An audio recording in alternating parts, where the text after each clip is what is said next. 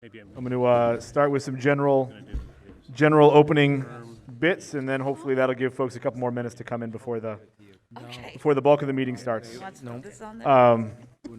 Always great to see everybody here. Thank you. A few kind of town meeting specific rules before we actually get going into the meeting. As I hope everybody knows, our goal here is to get to group decisions as a town, informed by both the facts and opinions of our fellow residents. While there is a formal process that we're going to follow, one that's guided by law and prior town meeting votes and tradition, please don't let that process intimidate you. If you want to accomplish something and you aren't sure how, just wait for your turn at the microphone. The microphones are in different spots this time. We're trying out something a little bit different. If you notice, halfway up each aisle is the microphone. If folks like that this year, let us know. If folks don't like it, let us know. But we're trying something a little different this time, so everybody doesn't have to come all the way down to the front. Hopefully they're a little bit closer to folks. So if you want to do something, you're not sure how, just wait your turn at the mic or stand up and get my attention, and then ask how we accomplish your goal, and I'll do my best to help figure out the way to get there. One of the hardest things about town meeting is this idea that this is a forum for sharing facts and one's views. It's not, however, a hearing or a listening session or a question and answer session. It's entirely appropriate for a resident to seek the microphone, point out a lack of information on a specific topic, or to raise questions about a motion. But to maintain the style and the process that's required to fit into a parliamentary process, it's very important that when we rise, people address me, not individuals in the meeting. It may sound or feel odd, but we don't ask questions directly of other people in the audience. This isn't a direct interrogation or a back and forth between individuals. Town meeting time, the manual for moderators on parliamentary law for town meetings throughout New England, even goes so far as to say that there's never any occasion for one speaker to address another speaker directly. Anyone who wishes to question another should address all their questions to the moderator. It might feel weird, but it actually keeps things pretty civil because you're not having a direct exchange between two individuals. All substantive motions, those that are different than just like a basic procedural thing, must be made in writing. So before you actually make your motion, it's important that we have a copy of that motion in hand. We do have a copy of virtually all of the motions that will be made tonight in hand. In fact, most of them are in the book that you have. The person that's going to make a motion on Article 30, I'm not sure we have your motion yet. We have a draft motion that might work for you. At some point before Article 30, we should make sure that gets in your hand. Dan has a copy of it.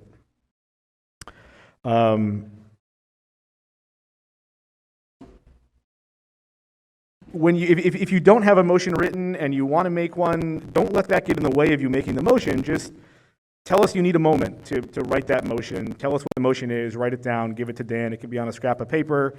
It's just really important for us to be able to accurately record each motion in the words that the actual motion mover intended. For voting purposes, you all checked in, you all got a wristband, you should have gotten a voting card. If we have a ballot vote, we'll do it in the box with the cards like we've done in the past. Don't lose your vote. If we have a second one, you'll have to actually turn this one in to be able to get that second piece of paper for a second vote. We don't have residents and non-residents sit in different areas. We just give all the residents a wristband, and if we have a hand vote, just raise your hand with the wristband on it so the tellers can know that it's you. Nearing the end here of the summary. There's a simple summary of rules in the warrant handout. For any questions of process or procedure, I'll be using town meeting time if I'm unsure about which way to go on a particular decision. We've also got town council here tonight who can help advise us on any questions of law. As one final item, when it comes to Article 15, I have a conflict or an appearance of a conflict on that one. So I'm merely going to state at that point that I have a conflict and I'm going to step aside. Mass General Law then turns the meeting over to the town clerk, but all he can do is preside over the election of a new temporary moderator to preside over that item that I have a conflict on. It'll be pretty simple, but that's what will play out when we get to Article 15. Any questions about our process or the procedures tonight? Anybody want to do something they're not sure how to do it before we actually gavel in and start the meeting? Are you sure? Yeah. All right. So having received a copy of the return warrant and the hour to which the town meeting was called having arrived, the town meeting is now in order. For those who would like, I would like to invite you to join me in reciting a Pledge of Allegiance. I pledge allegiance to the flag of the United States of America, and to the republic for which it stands, one nation, under God, indivisible, with liberty and justice for all. Thank you.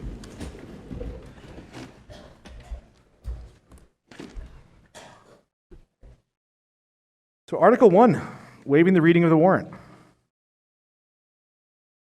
Mr. Moderator, I move the town waive the reading of the warrant and the notice to the constables and act on the motions of the following articles. Thank you. Is there any discussion on the item? Seeing none, all's in favor in waiving the reading of the warrant, please signify by saying aye. Aye. Any opposed, please say nay. Clearly passes unanimously. Article 2, to hear and act upon the reports. Mr. Moderator, I move the town hear and act upon the reports of the several town officers, boards, committees, commissions, and trustees. Is there a second? Second. Any discussion on the item? Seeing none, all's in favor, please signify by saying aye. Aye. Any opposed, please signify by saying nay. Clearly passes unanimously. Article 3, applying for state and federal grants. Mr. Moderator, I move the town authorize the Select Board to apply for state or federal grants and to expend any monies received as set forth in the appropriate grant application. Is there a second? Second. Any discussion? Seeing none, all's in favor, please signify by saying aye. Aye. Any opposed, please signify by saying nay. Clearly passes unanimously. Article 4, to pay a fiscal year 2021 bill. Mr. Moderator, I move the town transfer from fiscal year 2022 Town Hall Maintenance / Other Supplies account $187.45 to pay a fiscal year 2021 unpaid bill as listed in the warrant. Second. Thank you. Any discussion on this item?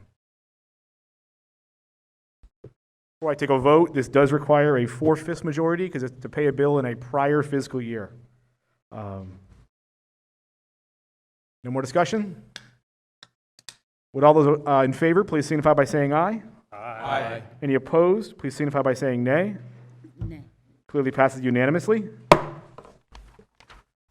Article 5, on the omnibus budget. Mr. Moderator, I move the town, under the provisions of the general laws of Massachusetts, Chapter 41, Paragraph 10, 108, and any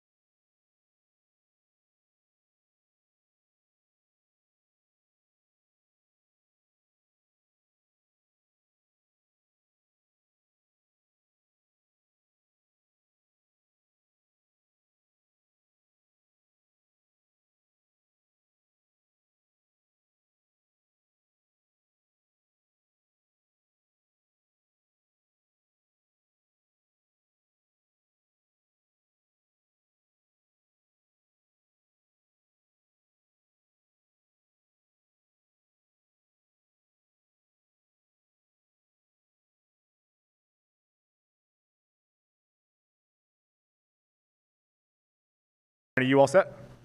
You just need to sit down, and it's not a Okay. conversation back and forth. If you want to speak after Mark's done, you're welcome to. Thank you. Yes, Mark. So actually, this number will be important in the next article as well. The number that was verified by DOR at the end of last fiscal year was $336,000. That's in excess revenue beyond our operational needs. $336,000. Thank you. Any further discussion on the item? If there are folks that don't have warrant, copies of the printed warrant, there were a lot that were available. I apologize if there were not enough for everybody. Does somebody who's sitting next to somebody who has one want to relinquish one for anybody who is raising their hand? We'll just pause for a sec if people wouldn't mind. Would you like more copies made? How many do we need? 1, 2, 3, 4, 5. It'd be great to have a dozen copies made. Yeah, raise your hand if you need a copy of the warrant, if you don't have a printed copy. Oh, my God.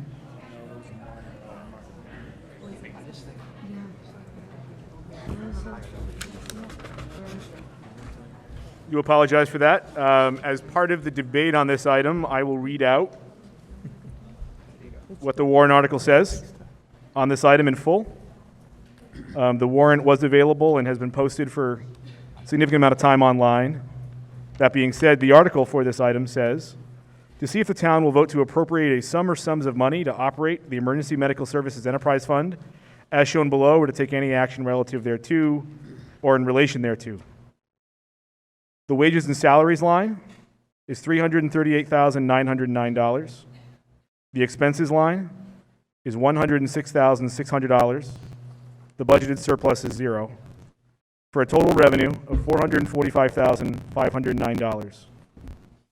And that $445,509 will be raised as follows. Department receipts, $445,509. Town tax levy, $0, for a total of $445,509. The item was submitted by the Select Board and supported by the Finance Committee and the Select Board. Any further discussion on the item? Seeing none, all's in favor, please signify by saying aye. Aye. Any opposed, please signify by saying nay. Clearly passes. Next is Article 7. I'm going to read out the article just because some folks don't have a copy of it. We won't do that all night, but until we get some copies back, we will just read the articles. To see if the town will vote to raise and appropriate, transfer from available funds, or otherwise provide a sum or sums for a new ambulance, or take any other action relative thereon in relation thereto. Mr. Moderator, I move the town transfer $280,000 from the Emergency Medical Services Enterprise Fund and $20,000 from the ambulance donation account for the purchase and equipping of a new ambulance. Is there a second? Is there a second? Second? Thank you. Discussion. Yes, Mark. Mark Fortier, EMS Chief, Town of Northfield. So I'm not sure if the other Mr. Bordner is here tonight, but in 2016, I sat in front of the town and I promised that if you bought me an ambulance, I'd buy you the next one. Here I am fulfilling that promise to you tonight. We're looking to replace our van ambulance with a new ambulance. We are a few years ahead of our replacement plan just because of what's going on in the world right now. We are told that if we place an order today, we have about a 2-year lag time before we see an ambulance. The good news is that we have generated enough money. We have the money sitting in our excess revenue account, which we have $336,000 in that account. Excuse me. We also have an additional $20,000 that's currently sitting in an ambulance donation account, which is the funds that we receive from the town of Berniston on a yearly basis for us providing service to their community as well.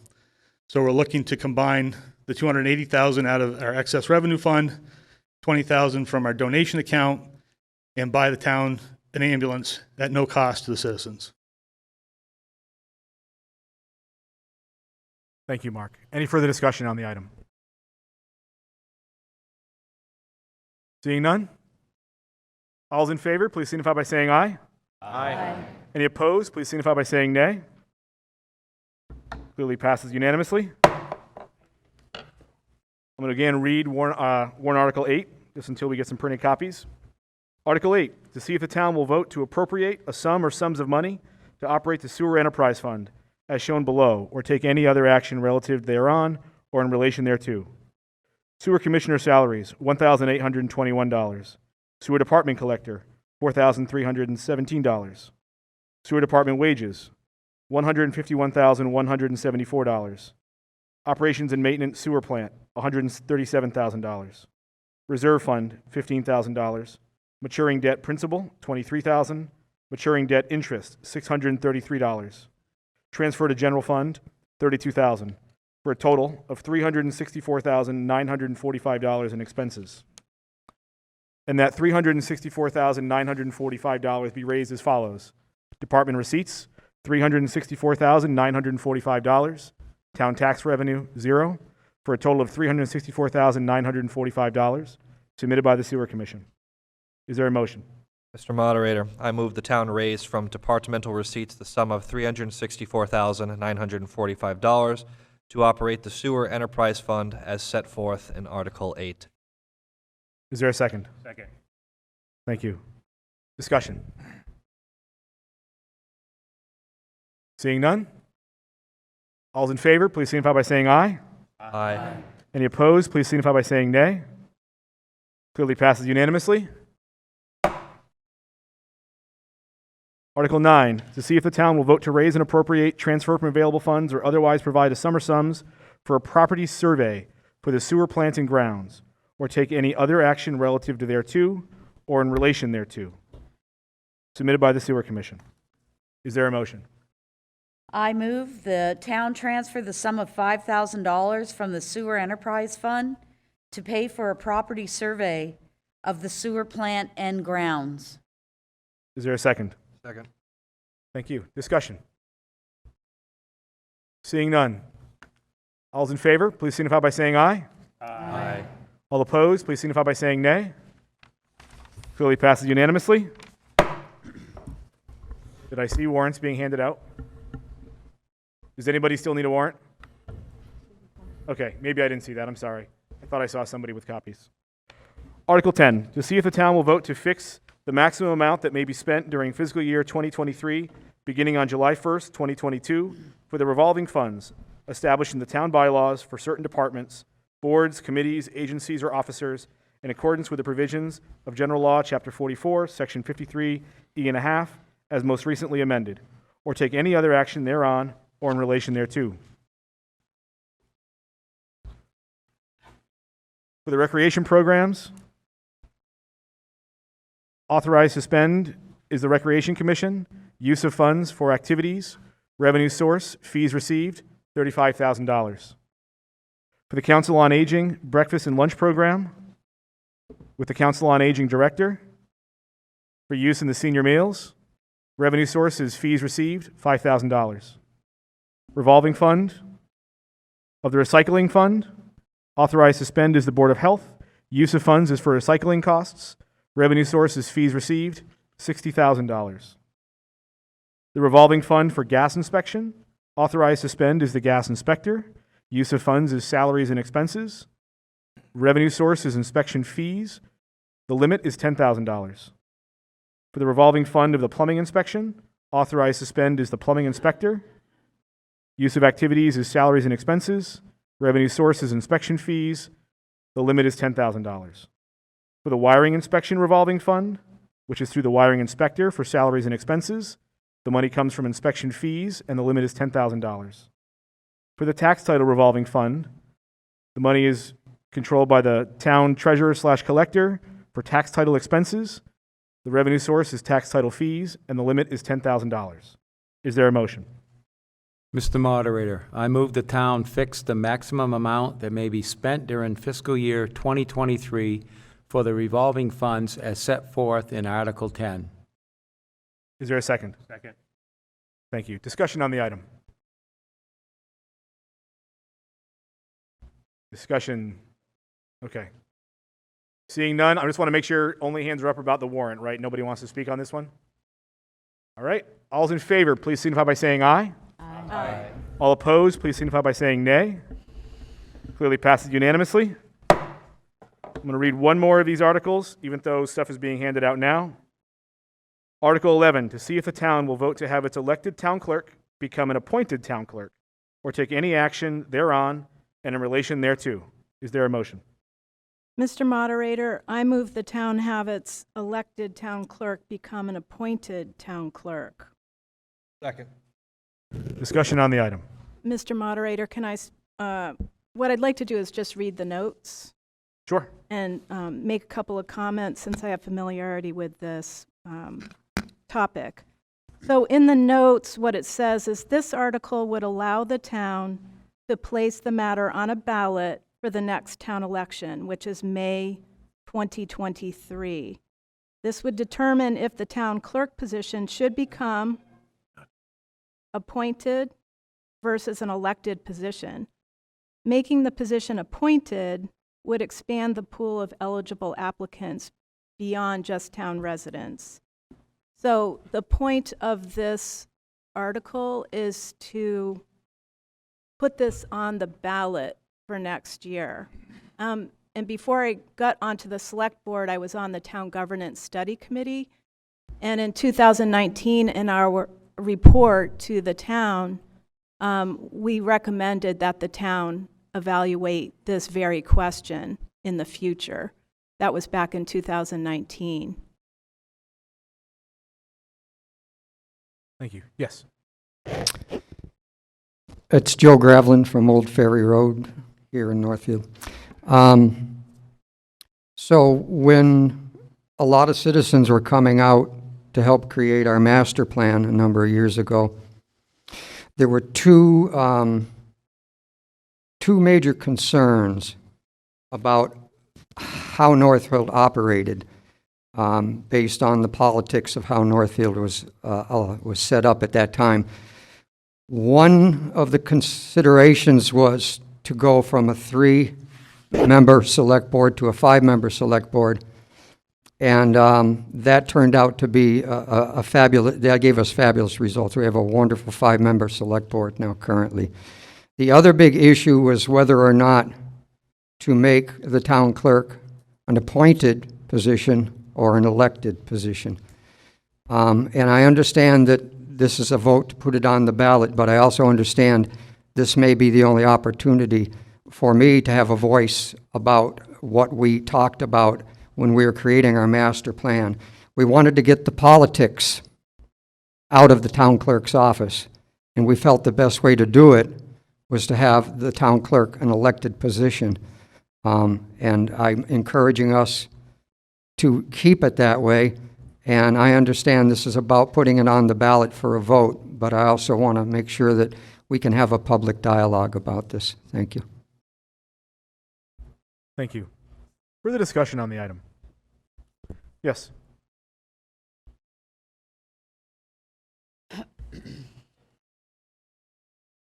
Brian Bordner, Ashwell Road again. I'd like to say that I agree with Joe Gravelin. I have found that dealing with a town clerk who understands the people of the town, who knows the people of the town, and understands the laws of which he operates by, and I'm going to say Dan has done a great job, is much more beneficial to the workings of the town than having an appointed person coming from another location, regardless of their certification. In the past, people have come in who have wanted residents from the town who wanted to take the mantle of helping the people of the town of Northfield and understanding what they do and who they are. And I realized that the tax collector was changed at a vote to be appointed, and other offices have been changed at a vote to be appointed. But I believe that the town's clerk position is different.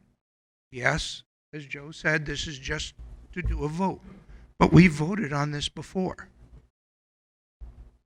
how many times are we going to have to vote on it till people get taken away their ability to have someone they know that they can walk into and talk to at town clerk's office?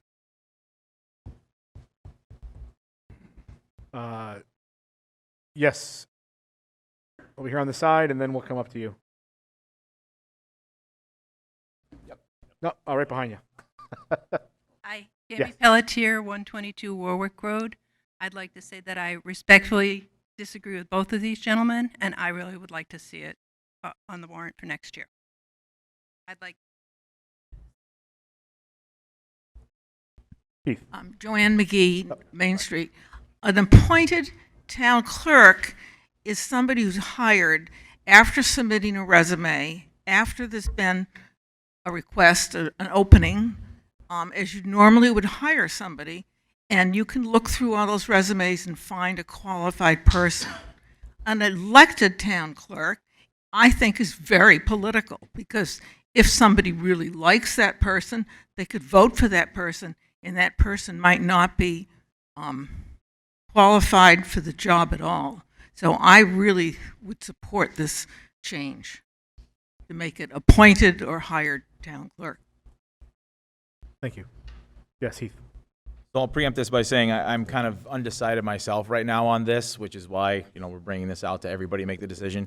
The couple of things that we noted when we talked about this, of the pros and cons, I guess a few of the pros of making an appointed position is that you get a larger pool of candidates potentially. You're looking outside the town, so you have the potential of people who live everywhere who could apply for this position. Secondly, like she just mentioned, you may get somebody who has qualifications relative to this rather than anybody who could just get elected. You really don't have to have any qualifications to be elected, you just get the most votes. Thirdly, we have a great town clerk now. A lot of the towns around here have, but I've also seen it over the years where people have had less than desirable town clerks in office. The only way to get them out is to either recall them or vote them out. If you have performance issues, there's really nothing you can do about it unless you have those two avenues to rectify the situation. So if you want more hours, if you have someone who's really not doing their job, if they're elected, there's really not much of an oversight. It's quite the process to move the person along. If they're in an appointed position, it's something that you can monitor a little bit more. You can guide their performance. If there's issues, it can go towards a personnel process, things to that effect. And also, the town can set the hours. Really, if the person's elected, they can show up 1 hour a week, and that's it. Either way, though, we've had great success, so I can make the argument that why try to fix what's not broken? So I'm on the fence with it, but I want to mention just those couple things that we had in conversation in discussing this originally. Thank you. Joe, you're up next, and then we'll go over here. So the proof is in the pudding, and also town clerks do have to acquire a certain amount of certification and continual training. But New England small town meetings, we are the essence of democracy. And in a democratic process, if we're getting good results because we voted for somebody, then we keep them. If we're getting bad results, we reconsider and we vote for someone else.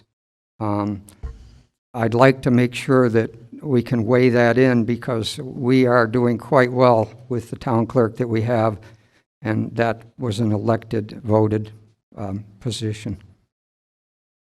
Over here? Yes. Yes. Skip Donnell, 20 Hamilton Drive. Mine is probably more of a point of order, but I was wondering why the motion doesn't say that it's going to be chosen by a ballot vote at next annual meeting. This vote is to basically say that the elected town clerk become an appointed town clerk. It doesn't in the motion say it has to be by ballot at next year's annual election. Skip, that's the process in the law. You have to do the town meeting vote first anyway, and then you automatically have to have the ballot. That's the law. There's a process in the law. So you won't change the position with this vote. You do have to, by law, go to the ballot next election. Okay, so this vote just allows it to be put on a ballot? Correct, for next election, 2023. Okay. Yes, over here. Brian Burrell, 572 Mount Hermon Station Road. I was also on the governance committee that looked at this issue, as well as the master plan steering committee. A major concern that we were looking at in both of those processes was the fact that this position has become much more technical, has become much more involved over time than it ever was before. I think we've been blessed by having some great people. I'm looking at one of them up there. And if you talk to town clerks, they will tell you it's a lot of work and there's planning for transition. And if you just elect somebody and they don't have the skills, they don't have that background, they're not ready, there's a very steep learning curve. The computer skills, everything, this is a much more complex position than it's ever been before. And I don't think it's getting any better in that regard. It takes a lot of skill, a lot to be done. And you may or may not have the pool of people in town at any given point in time that are qualified for that particular position. That's part of the reason that we thought this was a good idea, and that's part of the reason that I still think it's a great idea to move this to an appointed position in the future. Thank you. Yes. Yep. Hi, Bruce Kahn, South Mountain Road. What I'd like to say is absolutely not a reflection on the select board sitting here now. This predates that. But I have seen situations in the past where the town clerk being independent of the select board has been a very valuable thing. Personally, I don't know which way I would vote on this. I am in favor of seeing it on the ballot because I think the town should decide, but I'm leaning toward keeping it an elected position. Thank you. Thank you. Yes. Over here, there was another person who wanted to speak, I thought? Moderator? No? Okay. Let's go to the back over here to somebody who hasn't spoken. Yep. I'm sorry. I'm not great with names. That's a really poor skill with a moderator, but I do a lot of pointing, which is impolite. I'm sorry. Tammy Pelletier again, Warwick Road, and I have to say I agree that Dan has been an excellent town clerk, and I would like to remind people that he was appointed before he was elected. Thank you. Brian, and then we'll come up here.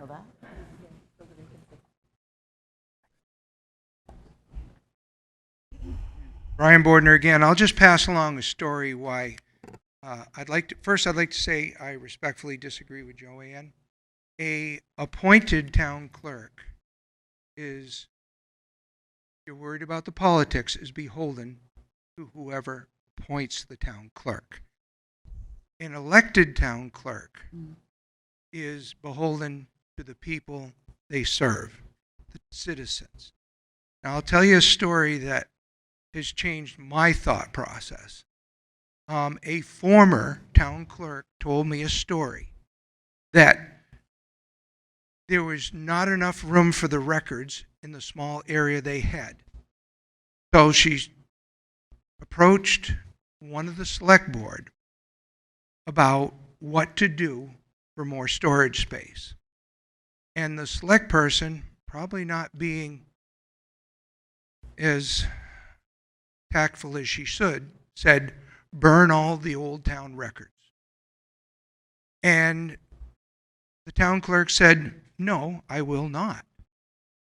And the select board person, as the story goes, was told, I'm a selectman. I told you to do it.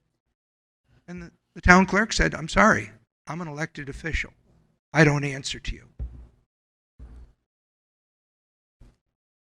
Further discussion. Yes, so I just would like to share some of my insights on this as we have deliberated as a board throughout this process of recommending this. So succession planning in public administration is often a common problem and topic that is found in government, and determining how to transition some of these important roles is very challenging and very demanding to do, and this is proof of it right here. Whether this person is elected or appointed, it's still going to be a political position, in my opinion, because this person is going to ultimately still be answering to an elected official, which would be the select board. And that person, I would say, technically would have to serve at the will and pleasure of the select board, just like the town administrator serves at the will and pleasure of the select board.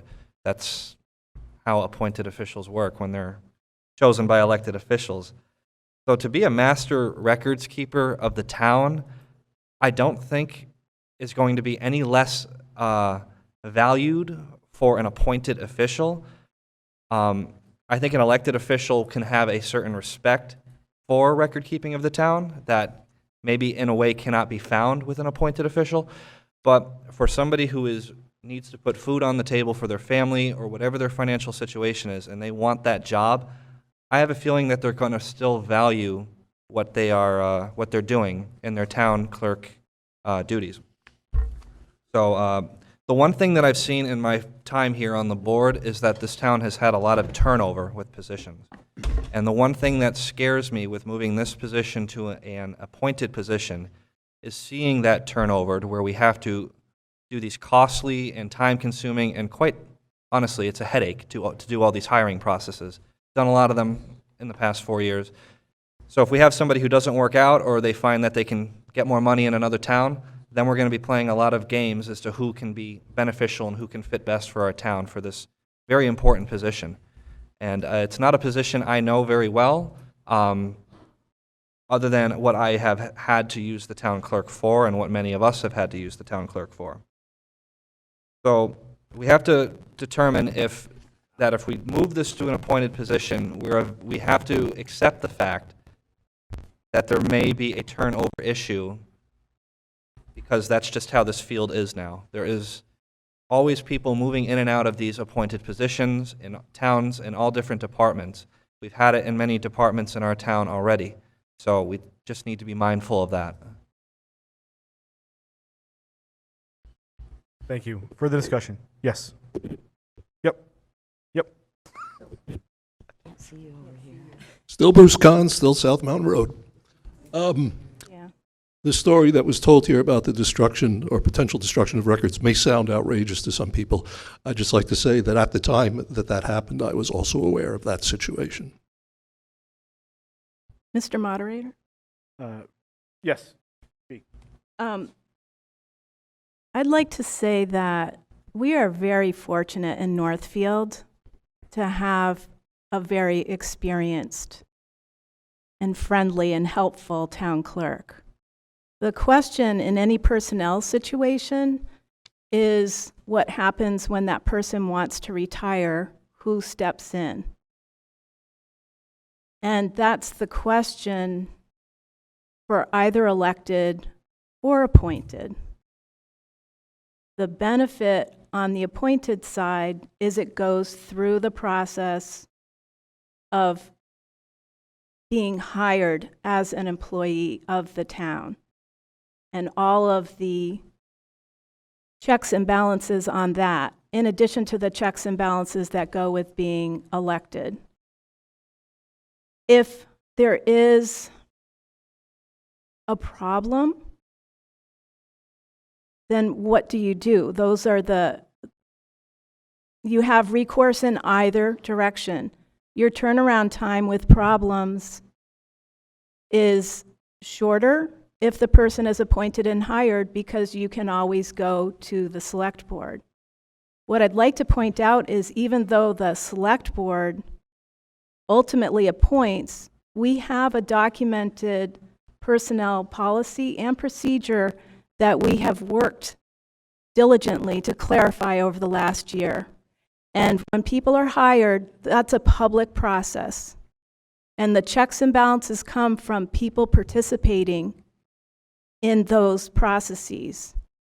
The added complexity, if you will, with the town clerk is that that person, regardless of elected or appointed, has to follow Massachusetts general law, because the two major areas, and also federal law, the two major areas are records and voting. So if someone is elected, it would be great if they have the experience in those two areas. If they're hired or appointed, then that's something that we can look for in putting that person in that position. What we're saying is there's pros and cons on both sides, and that's why there's a two-step process, as there are with many things I'm finding in government, which is you propose to your town, as I think it's beholden on the select board to point out these personnel challenges over time, and that's why we're bringing it up again, because it was discussed back in 2013. So a lot of time has passed, and then it was discussed in 2019. Now it's 2022, and we're discussing it again because of the importance of voting laws and record keeping. So to have somebody, when they're elected, there's no transition. There's maybe a week of training that goes into that transition. Right? So if you decide you want to run for town clerk, in 2 years, I think the term is up, then you're the person who needs to get yourself trained in fulfilling that responsibility. I think what this does is it gives us a chance to put it on the ballot, think about it and discuss it as we have been doing at the select board meeting, and do that this coming year as well, and make sure to invite people in to make sure their opinions are heard as we discuss it more. But ultimately, it's on the ballot, and a yay or nay can be issued at the election next year. Thank you. Is there further discussion on this item? Seeing none? All's in favor, please signify by saying aye. Aye. All opposed, please signify by saying nay. I'm going to do a quick hand, just a show of hands. We don't need the counters yet. All's in favor, just raise your hand real quick. All's opposed? Clearly passes.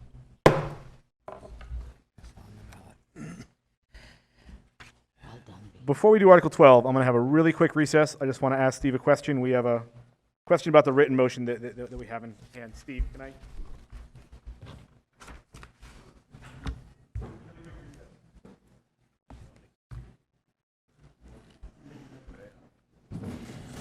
Oh, we're taking a recess?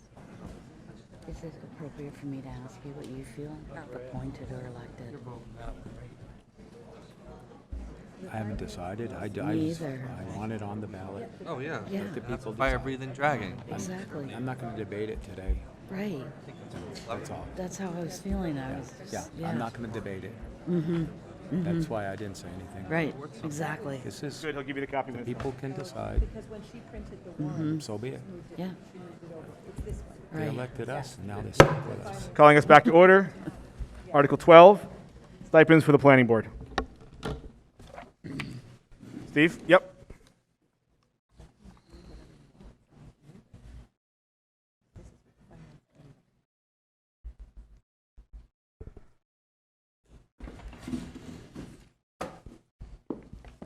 Steve Sardinsky, 16 Dickinson Street in Northfield, and Chair of the Northfield Planning Board.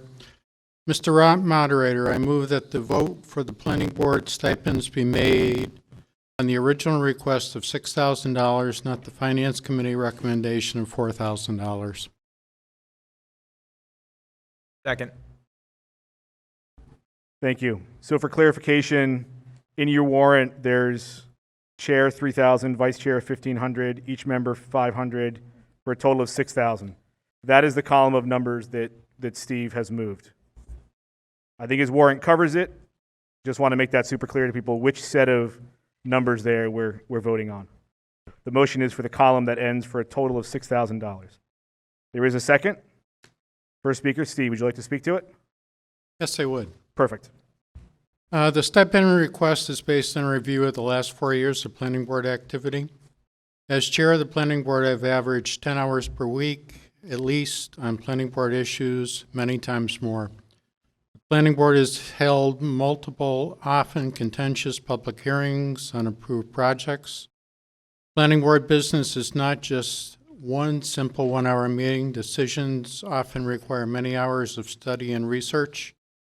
One recently approved project encompassed over 1,000 emails and countless hours of phone conversation. Until recently, the planning board had no clerical help. Now we have a clerk to manage the often complex meeting minutes. We still have to manage other required paperwork. Planning board has often been dragged through the mud and thrown under the bus in print and social media by opponents of approved projects. The planning board has had to face 2 lawsuits and 5 open meeting violations by opponents of decisions that were based on Attorney General approved zoning bylaws and Massachusetts general laws. The planning board has approved approximately $24 million in projects that will benefit the town financially. Just the building permits for these projects would cover the planning board stipends for 35 years. Thank you. Further discussion on the item? Yes, Alex. So this is a question here. I see that there is a strict difference in opinion as to what the stipends should be. Finance Committee recommendation is slightly different in terms of what the chair is getting, $1,500 to $3,000. So kind of almost apples to oranges, but on the select board, the chair doesn't really get a whole lot more money than the members do. And the chair has the same voting power as members of the select board. So I'm just wondering, we see a Finance Committee recommendation for the chair of $1,500 and then a request for $3,000.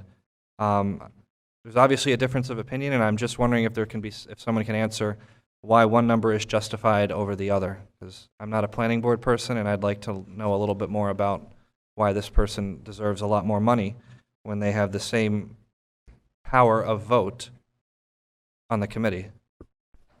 Thank you, Alex. Joe, you're up next.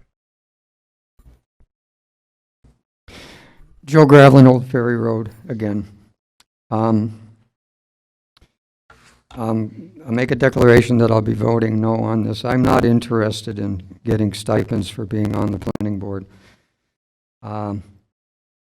It says that this article was submitted by the planning board, but I have no recollection of us ever discussing this at a meeting and voting to submit it.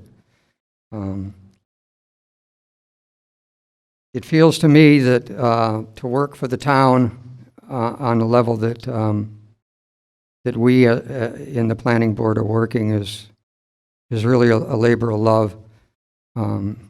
I don't see any motivation in receiving any kind of money to do it. So if you hear a sole no vote on this, it'll be mine. For the discussion. Yes. Yep.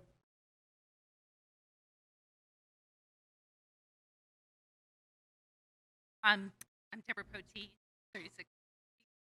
I sound emotional because I just think about my husband, Earl, the chair of the, I don't know how many, he was the chair of the master. And he spent so many hours every week, often hours and hours, almost every day after work, being the chair of the planning board. And then struggled to find people to be able to have a quorum for every meeting he had. So I totally understand why the chair deserves more money than the people who show up, maybe having done some work or maybe not having done any work, just voting. It's a tremendous amount of work, but the time and energy that is required, very competent board that contributes a tremendous amount to the town. And as someone who watched somebody work that hard, I can attest to the fact that anyone who takes on chairpersonship of the planning board deserves small stipend. Thank you. Yes, Mark. Mark Fortier, EMS chief, and also resident 579 Mount Hermon Station Road. I just want to speak in support or maybe a direction to our select board is there really needs to be a review of all stipends across the board for all of the positions, not only for planning board, but also for the select board, for the members of the EMS services and so on and so forth. I can only speak for myself. I run a 24-hour day, 7-day a week, 365-day a year ambulance service. I make myself available to the community whenever I'm home, if I'm not working my full-time job, and I do it for a salary of less than $4,000 a year. We just passed the omnibus budget, and I don't want to be disrespectful, but I mean the secretary of the rec commission makes $7,000. I think there's some indiscrepancies in the stipends. Somebody did mention it's a labor of love. I wouldn't be doing what I'm doing if it wasn't for the fact I want to make an impact in the community. But at some point in time, when gasoline is $4, $5, $6 a gallon, for me to come out in the middle of the night at 2 o'clock in the morning, I need to put gas in my tank too. And there needs to be some review of all stipends across the board, and that's not just planning board, but that's for everybody in all the different organizations. We talk about making Northfield a employer of choice. This is one of those decisions. Why do we continue to expect there to be park benches on the backs of our employees? Thank you. Further discussion? Yes. Yep. Hi there, Margaret Reardon, 282 Millers Falls Road. I'm Meg. I'm also the vice chair of the planning board. And so I'd really like to, I appreciate the folks who have spoken thus far. And I'd like to say that the planning board, as Steve indicated, has really been engaging in a significant amount of work, ongoing. I am certainly one of the board members who has a full-time job as a chief learning officer of an organization and can say that Steve has leaned into in an excessive amount of work that has been ongoing for the last number of years, including the solar panels, subdivision regulations, all of the work with St. Thomas Aquinas over prior years under Rich's guidance, leaning into the marijuana zoning. And, you know, if you refer to page 11, which indicates the salaries, the discrepancy, as has been stated, amongst the boards is evident. And we joined this, and I joined this board because I think it's important to participate in a community. I think it's important to contribute to the community that I live in. And so, Joe, you mentioned a labor of love, and I feel similarly. And given the amount of time, continuous time, I think it's important to embrace and vote for increased parity, noting the discrepancies amongst the boards, especially the consistent amount of communication, the research, and the focused execution that's required, particularly between planning board meetings, in order to continually move work forward. Again, I do this on top of a full-time job as a vice chair, and Steve takes on the lion's share of the work for the board. Thank you. Thank you. Further discussion? Yes. Oh. Nope. He's getting up. Tammy Pelletier, 122 Warwick Road, planning board member. I think I am the longest surviving planning board member at this point, having served 4 terms. I served under Rich Fitzgerald, who was a wonderful chair and worked extremely hard and sacrificed a lot of his time and a lot of his personal time with his wife and his kids, I know for a fact. Now working under Steve, who is just totally overwhelmed and working as hard as he can to keep our heads above water with everything coming at us between lawsuits and attorney generals. He's doing emails, he's doing Zoom meetings. I don't know how he does it, to be honest with you. Having served for 12 years, I've never asked for any money, nor do I even care for any, just as Joe. I would be happy to give my portion to Steve for all the work that he's done. That's how much I feel he deserves this stipend. Thank you. Further discussion? Yes. Bruce Kahn, South Mountain Road, and I promise you I'm not running for anything. When I look at any of the articles on the warrant, one of the first things I look to see is what the Finance Committee says about it, because I take their recommendations very seriously. But I would like to repeat the request that was made earlier, that we hear something more about why the Finance Committee feels that those numbers should be reduced. I can't hear. Hi, I'm Bernhard Parada of the Finance Committee.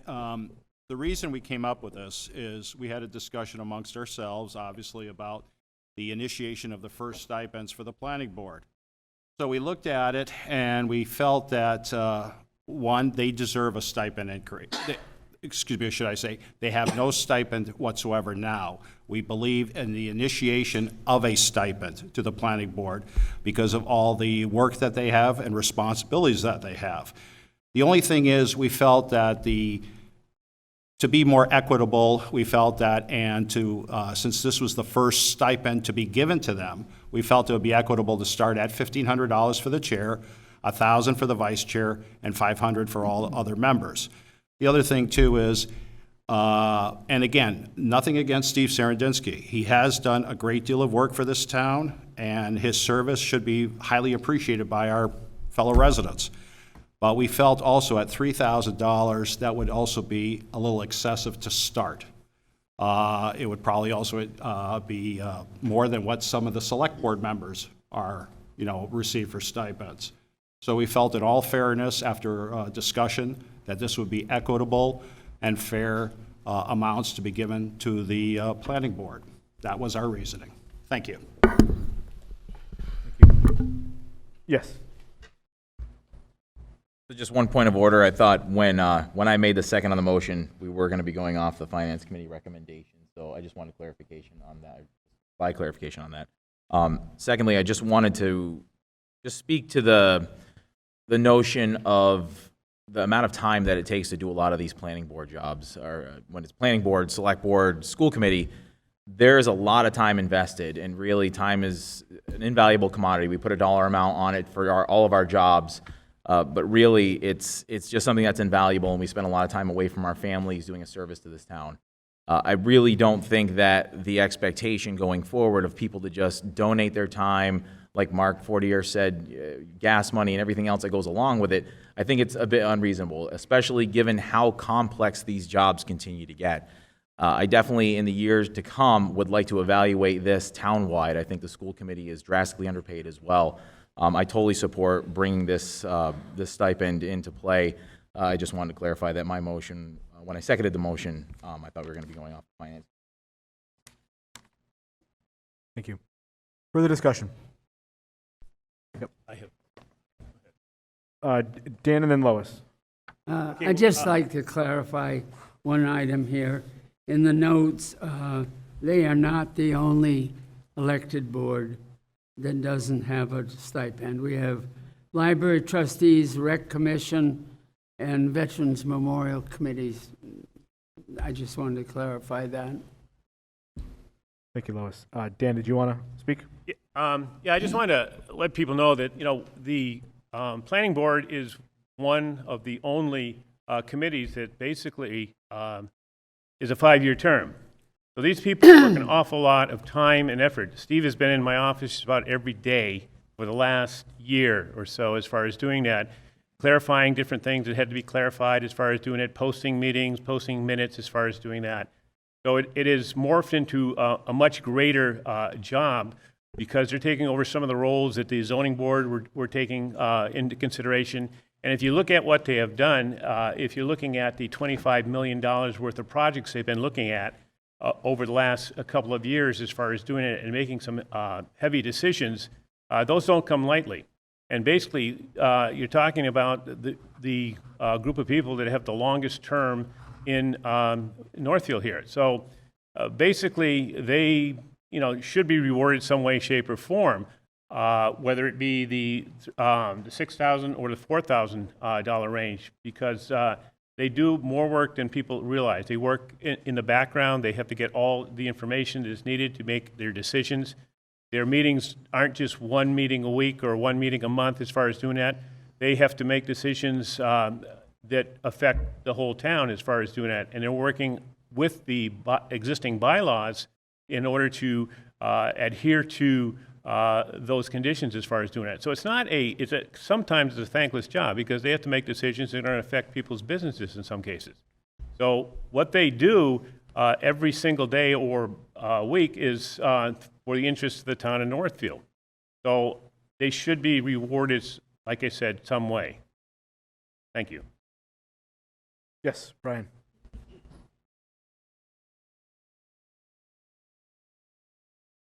Brian Bordner again. I'm interested. It seems like the planning board, from what I'm gathering here, has taken on a lot more of the mantle of local government and decision making. And I remember 10, 15, 20 years ago that the zoning board was involved in a lot. And what I'm getting from the gist of the argument here is that has shifted. And all I can say is my observations that for a while, a year or so ago, I was following one of the zoning board meeting, and they don't meet unless there's an issue. And if the planning board's meeting a lot more, and we need people to be able to address the issues, I'm kind of reading in between the lines that maybe some of the laws and regulations that we've passed over the last years have been directed more towards the planning boards making a decision, but I'm all favor for it. Thank you. Do Further you want me to discussion? I could just give one clarification that might help you with that, Mary. You had a substantial rewrite of your zoning bylaws, I think it's 2012, which effectively made that shift. Any further discussion on the item? Yep, Alex? And then, So just want to say thank you to everyone for kind of clarifying your points to me, which helped me now make a decision of where I'd like to go with this. So I would just like to say I've been looking at Steve a lot sitting up here in the past 10 minutes, and I see a very determined man, a very passionate man who is, I would say, maybe a little burnt out and has been treated a little bit unfairly in his position. And you know, I look at what I do in my life and volunteering for the select board and the 4-hour-long meetings that we have to do and that I have to miss putting my 18-month-old son to sleep because those are the sacrifices that I made to be in this position. Just like I know that people like Steve and Rich, when he was on the board, made those same sacrifices or similar. So I don't even think 3,000 is enough now that I think about it. That is not a justifiable amount for what we do. And the amount of volunteerism that still goes into these positions, if you do the math, it's probably still like 10 cents an hour or something like that. So totally justified in saying 3,000, and I hope that we revisit this more in the future. So that's where my vote will be heading on this. So thank you. thank you. You want to speak? Yes. He was first. Yep, the woman, yep, He was perfect. Hatterfield, 60 Highland Avenue. I'm unclear as to which amount we're voting on here in this article. Are we voting on 3,000, 1,500, and 500? Is that it? Yes, the motion as it was made Okay, was for the thank you. column that totals up to 6,000. Yes, the gentleman in the green jacket. Cameron Kennedy, 51 Main Street, Northfield resident, assistant chief. I just kind of wanted to echo what a lot of the other members have said, that when you're reviewing this, I think you should think of this isn't, you know, oh, $3,000 is a lot of money and all these other committees make so little. It should be, wow, why are we paying all these other committees so little? Because it's really a lot of hours and dedication. Thank you. Further discussion? Seeing none? Tammy, yes.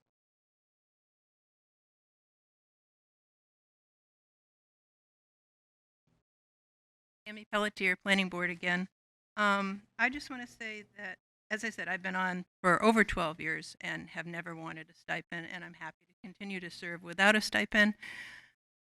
This is not to my benefit. I cannot tell you how much work Steve has done, and the fact that we're treating this as an introductory stipend is not commensurate with the amount of work that he's done. I think it actually should be retroactive, to be perfectly honest with you.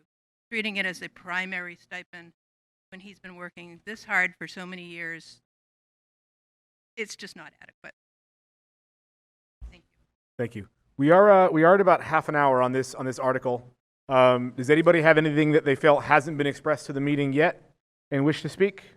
Or anybody who hasn't spoken yet? Seeing none? I'm just going to go right to a raise of hands. All those in favor, please raise your hand. All those opposed, please raise your hand. Clearly passes. Article 13, American with Disabilities Act improvements. Mr. Moderator, I move the town raise and appropriate $20,000 to make ADA improvements at the Town Hall, Dickinson Memorial Library, and the Northfield Elementary School. Is there a second? Second. Thank you. Discussion.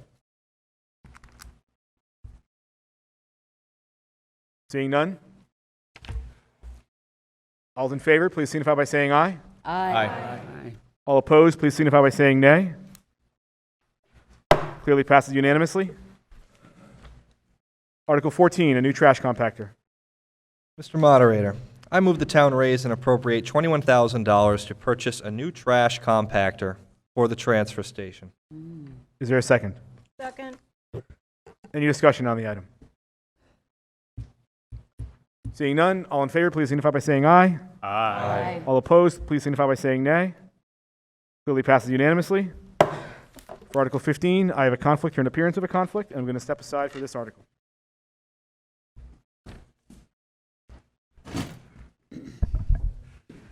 I am looking for suggestions for a temporary moderator. Do I have any nominations?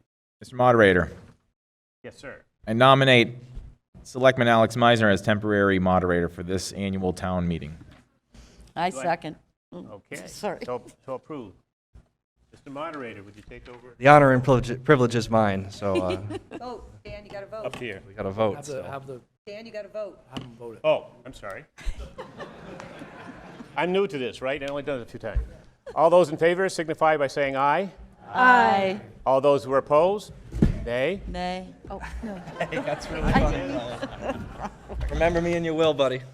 Oh, no, we can't.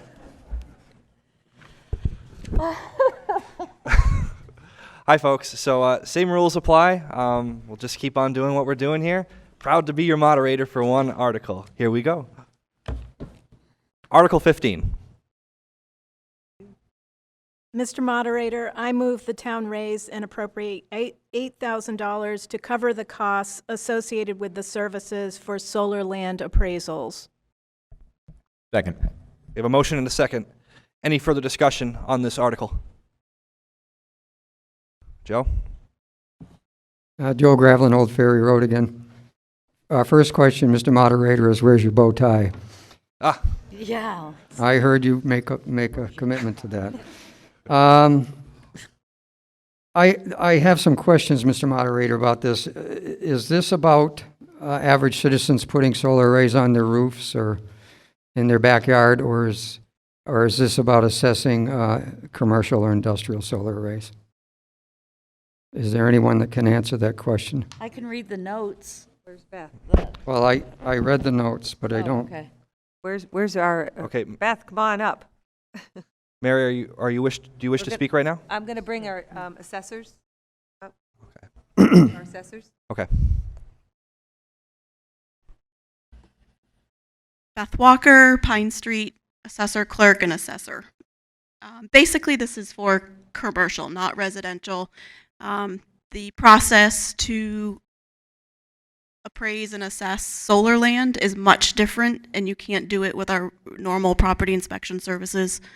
This service would have a professional come in, help with what the land values would be, also to possibly create a pilot. It's in the best interest of the town to go through this route. Discussion? Thank you, that answers my question.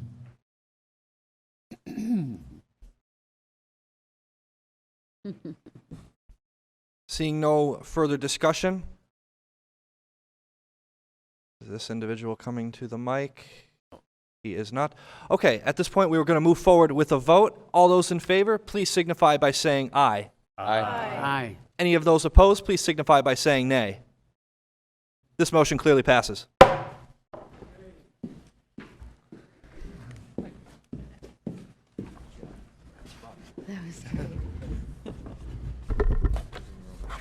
Man, I got to pull the mic down now. Article 16, on the 350th Anniversary Committee expenses. Mr. Moderator, I move the town raise and appropriate $60,000 for expenses for the 350th Anniversary Committee expenses. Is there a second? Second. Discussion? Yes, Stacy.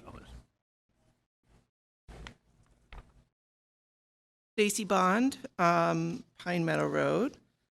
Hello, Town of Northfield. My name is Stacy Bond. I'm the chair of Northfield's 350th Anniversary Committee. We are asking tonight for your vote in the amount of $60,000 so that we may continue our planning of this important event, which was last held in 1973. A quick synopsis of our planning for 2023. It was in 1673 when the first English settlement was established in this place known as Squakeag by its native inhabitants. With that in mind, we created our goal as the following: to understand and honor the past, enjoy the present, and look forward to the future. And through this goal, our theme became Reconnecting Northfield, with the intent to provide a thoughtful yet festive commemoration for current residents, former residents, and people living in surrounding towns. We strive to offer events that bring the community together with fun and educational activities such as concerts, art shows, outdoor adventures, kids' activities, tours of forest trails and historic sites, as well as larger events such as a winter bonfire, a summer concert by the Pioneer Valley Symphony Orchestra, a parade, and fireworks. The Oral History Project by Carrie and Michael Klein has actually already begun. Our hope is to bring a boost to the town of Northfield and its businesses, and especially after the last 2 years, to have fun. Besides utilizing social media, we have a beautiful new website that is the main hub of information. It is www.northfield350.org. And recently, you should have all received our mailer from our community engagement team, which you should have all gotten this in your mailbox. In addition, there will be memorabilia, merchandise for sale, including pottery from our popular local artist, Tom White. We were very mindful of trying not to ask too much of our taxpayers by carefully maximizing any funding we receive and supplementing the budget needs with our fundraising effort. Because of funding cycles, we are asking for the bulk of our budget support this year so that we can move forward to solidify our plans. And lastly, I think it is prudent to mention that this funding request is in the same amount as what the 300th Anniversary Committee received 50 years ago. Thank you and happy almost anniversary.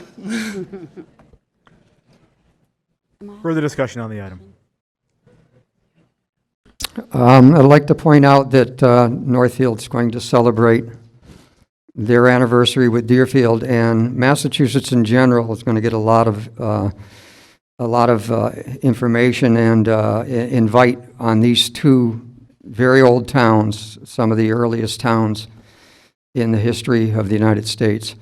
And I hope that you'll vote and support this because it's something that we're fairly lucky to be alive for, and there's so much history that we have to catch up on, and a lot of folks are doing an awful lot of hard work to make sure that when we are done with our anniversary, that we will have a much better sense of the ground we walk on and understand just how incredible this section of the valley is and how incredible Northfield is. It had 12,000 years of occupation uninterrupted to this point, and I'm hoping that we can have a positive vote on this. Thank you. Thank you. Further discussion on the item. Mr. Moderator? Yes. I'm sorry, go ahead. Mary and then Oh, thank you. Hey, Stacy, I was just curious, is there a person in charge of the finance directly related to the 350? And just following that up, like, is there a breakdown of how the money will be spent? Will it be on the website, or?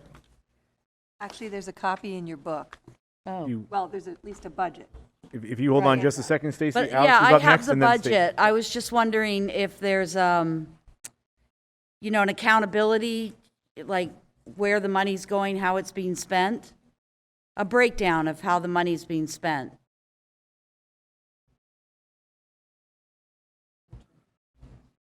Alex, you're up next. Do you want to still go, or do you want somebody else to go first? Someone else can go. Okay. Stacy? Yep. Well, can you further clarify that a little bit, Mary? So, for example, Stacy, if like in a year or a half a year, we vote to do the $600,000, of course, right? No, 60,000. Sorry, $600,000. Give it all to her. Oh, sure, let's switch it. 600,000, right? Have a bigger party, Stacy. I was just wondering if I could go somewhere, like in 6 months, and see how the $60,000 is being spent. I'll give you our treasurer. Thanks, Lindsay. Lindsay McCarthy, 92 Main Street, and also the treasurer for this wonderful Okay. project. Currently, we have $10,000 that was voted in the town meeting in 2020 and then 2021. So it was $5,000 each year. And then to date, we have $5,875 that our community outreach team has worked very diligently to gain for us. And I know they have a whole lot more activity out there that we'll see. So our expenses to date is only $2,600 because, we're still in the planning stages and so on. And we wanted to kind of wait until we see what we might have to work with after this evening. So then our process will be to take those totals and allocate them, throughout our budget. Our budget activity will be on our website once that's a little more solidified. But at this time, it's not ready yet, but it will be posted on the website. Excellent. Thank you so does that much, answer- Lindsay. Thank you. Thank you, Mr. Moderator, Yes. B. I just want to point out that any expenses are reviewed by the select board at each meeting. So we have warrants and we see vendor expenses over time. So we can actually see the expenses as well as we have normal accounting if we do want to do reports. Exactly. I just wanted the citizens to know. Thank you. Further discussion? So I'm on the 350th committee as well, and my big thing of being on the committee is to be on the parade subcommittee, which I'm very passionate about. And this technically is related to this article, so I just want to say that I'm in charge of, Stacy's laughing, I'm in charge of the sports cars and antique vehicles, so if anybody has a vehicle of sorts that would like to be presented during our grand and glorious parade, to please see me at any point so that we can set up and negotiate the deal there. So, thank you, Alex. Yes. Hi, Joan Stoya, 94 Main Street, co-chair with Stephen Stoya of the Community Engagement Team. And we have news that just came in this afternoon. We have either brought in the $5,000 rate in cash that Lindsay just mentioned, but we also have a total of cash in the house and then commitments for $24,125. And we've been fundraising for about 8 weeks. So we have already, we have one major sponsor, Greenfield Savings Bank at $7,500, one contributing sponsor of Greenfield Cooperative Bank at $3,500, and a number of smaller donations, $500.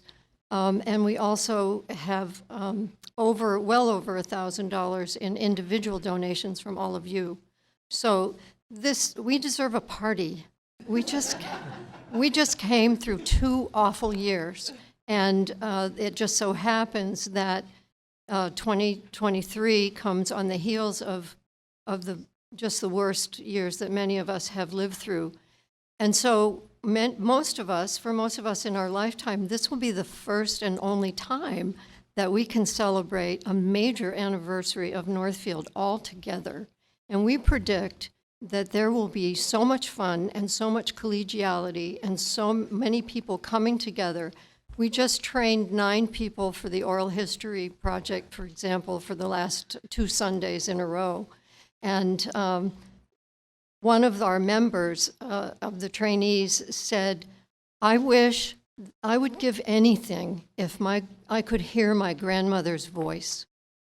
And the Oral History Project is to create an audio compendium of voices of Northfield. We want to capture, there are so many people that you know that worked at the hotel, that worked at the chateau, that did major contributions on the select board and other parts of the town, farmers that we no longer have. We want to capture those voices before those people leave the earth. It is essential. So one of the comments that she made was, I'd love to see, I would give anything if I could hear my grandmother's voice. And she said, this oral history project is a gift, and it is making people immortal. So think about that. In 5 years, 10 years, 15 years, when some of us aren't walking the earth, our great-grandchildren can go into the Dickinson Memorial Library and hear our voices. That's just one of the many programs of this upcoming event. We're so proud of it, and we're so interested in, and we will be very communicative and keep you all involved in the upcoming events and get you going, because if there's a committee, you can be on it. Thank you for your time. Thank you. Any further discussion on this item? Yes. Yep. Steve. I'm Steve Stoya. I'm going to Bermuda, actually, myself. You can come.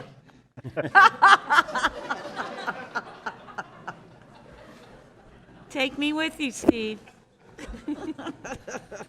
Any further discussion? Seeing none. All's in favor, please signify by saying aye. Aye. Any opposed, please signify by saying nay. Clearly passes unanimously. Article 17, flooring at the Northfield Elementary School. I move the town raise and appropriate $10,000 to repair or replace flooring at the Northfield Elementary School. Second. Thank you. Discussion on this item. Seeing none. All in favor, please signify by saying aye. Aye. All opposed, please signify by saying nay. Clearly passes unanimously. Article 18, bathrooms in the elementary school. Mr. Moderator, I move the town vote to transfer from free cash the sum of $240,000 to renovate and refurbish and all cost incidental thereto the existing bathrooms in the south building of the Northfield Elementary School. Second. Thank you. Discussion on the item. Seeing none. All in favor, please signify by saying aye. Aye. All opposed, please signify by saying nay. Clearly passes unanimously. Article 19 for a highway department truck. Mr. Moderator, I move that the town transfer from free cash $200,000 to purchase a new highway department truck. Is there a second? Second. Thank you. Discussion on the item. Yes. Tom Walker, 78 Pearson Road, Highway Superintendent. This is just to replace a truck that we have of aging for hauling material and taking care of the roads in town. Thank you. Any further discussion? Seeing none? All in favor, please signify by saying aye. Aye. All opposed, please signify by saying nay. Clearly passes unanimously. Article 20, a new police cruiser. Mr. Moderator, I move the town transfer from free cash up to $56,000 to purchase and equip a new police cruiser. Second. Thank you. Discussion on the item. Mr. Moderator, Seeing none? if possible, I'd like to hear from our He's our, coming. our police chief. He's coming. On the, I think he's coming down. Yep. All right. I'm John Holm, the new police chief, and I was out in the hallway talking, so I don't even know what the subject matter is. Buying you a new car. What was that? Buying a new police cruiser. Yep. New police cruiser, it's just in the plan, so every 2 years we replace the old ones we have, so that's the plan that was in place when I got this position, so that's the reason it's in the budget. Essentially, they get worn out, they get beat up, and every 2 years, the cycle that it basically has, every 8 to 10 years, we have to get a new cruiser anyway, so it just makes sense to put it on a cycle. Any other questions? Further discussion? Yes, Joe.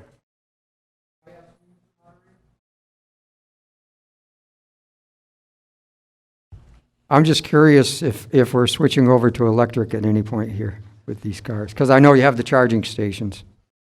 Thank you, Joe. Go ahead. You want to speak to it, John? I believe we've gone to hybrid at this point. I'm not sure that there's actually electric police cruisers. The problem with electric police cruisers is that police cruisers require a lot of electrical service, which is very difficult on batteries, including they do a lot of running. They have alternator issues. They run light bars. So we've gone with hybrid at this point. We did buy our first hybrid last time with a little bit of assistance from a grant. And I believe we've had nothing but good to say about it. So I think that is probably where we will continue to go, if I'm correct. Alex was next, and then anybody else? Just like to say, in answer to Mr. Graveline, the NYPD recently purchased 8 Ford Mustang Mach-E fully electric crossovers. So some are laughing, but electric is the future for vehicles, and when the technology is honed in, I anticipate in the future, I wouldn't say near future, that we'll start seeing a grander scale of electric vehicles used for policing activities. I'll just speak to the hybrid we have. I haven't seen much difference. This is the first hybrid I've driven either personally or in a police cruiser, and so I would think that's the direction we're going to go in the future. I can promise you we will not be getting Mustangs, but That's what I was laughing at, Alex. I know Alex would like us to do that, but no. So, thanks. Thank you. Any further debate on this item? Seeing none? All in favor, please signify by saying aye. Aye. Any opposed, please signify by saying nay. Clearly passes. Article 21, software for the police department. Mr. Moderator, I move the town raise and appropriate $1,575 for police department software. Is there a second? Second. Discussion on the item for police department software. Seeing none? All in favor, please signify by saying aye. Aye. All opposed, please signify by saying nay. Clearly passes unanimously. Article 22, a sign for town hall. Mr. Moderator, I move the town raise and appropriate the sum of $30,000 to fund the construction and installation of a sign for the town hall. Is there a second? Second. Thank you. Discussion on the item. Yes, Alex. Mr. Moderator, I could offer some discussion on this article. We are in a very fierce debate on this article at our previous select board meeting.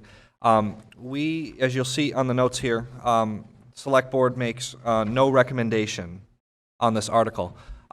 We were split down the middle. There are some very passionate voices on the select board as to how something like this will be zoned and its appearance. And it was ultimately decided, amongst all the debate, we spent a lot of time on this issue, to put it in front of the town to explore what other minds have to say on this topic. Thank you. Joe. Yeah, Joe Graveline again. 350 years this town's been around. Still has a lot of class. Drive down Main Street, see the width of the street. Very few towns in New England have the kind of class that Northfield has. If you want to know what the sign's all about, you can drive down Silver Street in Greenfield. Down the end of Silver Street on your right is a church, just before you cross over the railroad tracks and get to the car wash. It's an electric neon type sign. It has no class. And for $30,000, oh my God, that's half the budget for the 350th.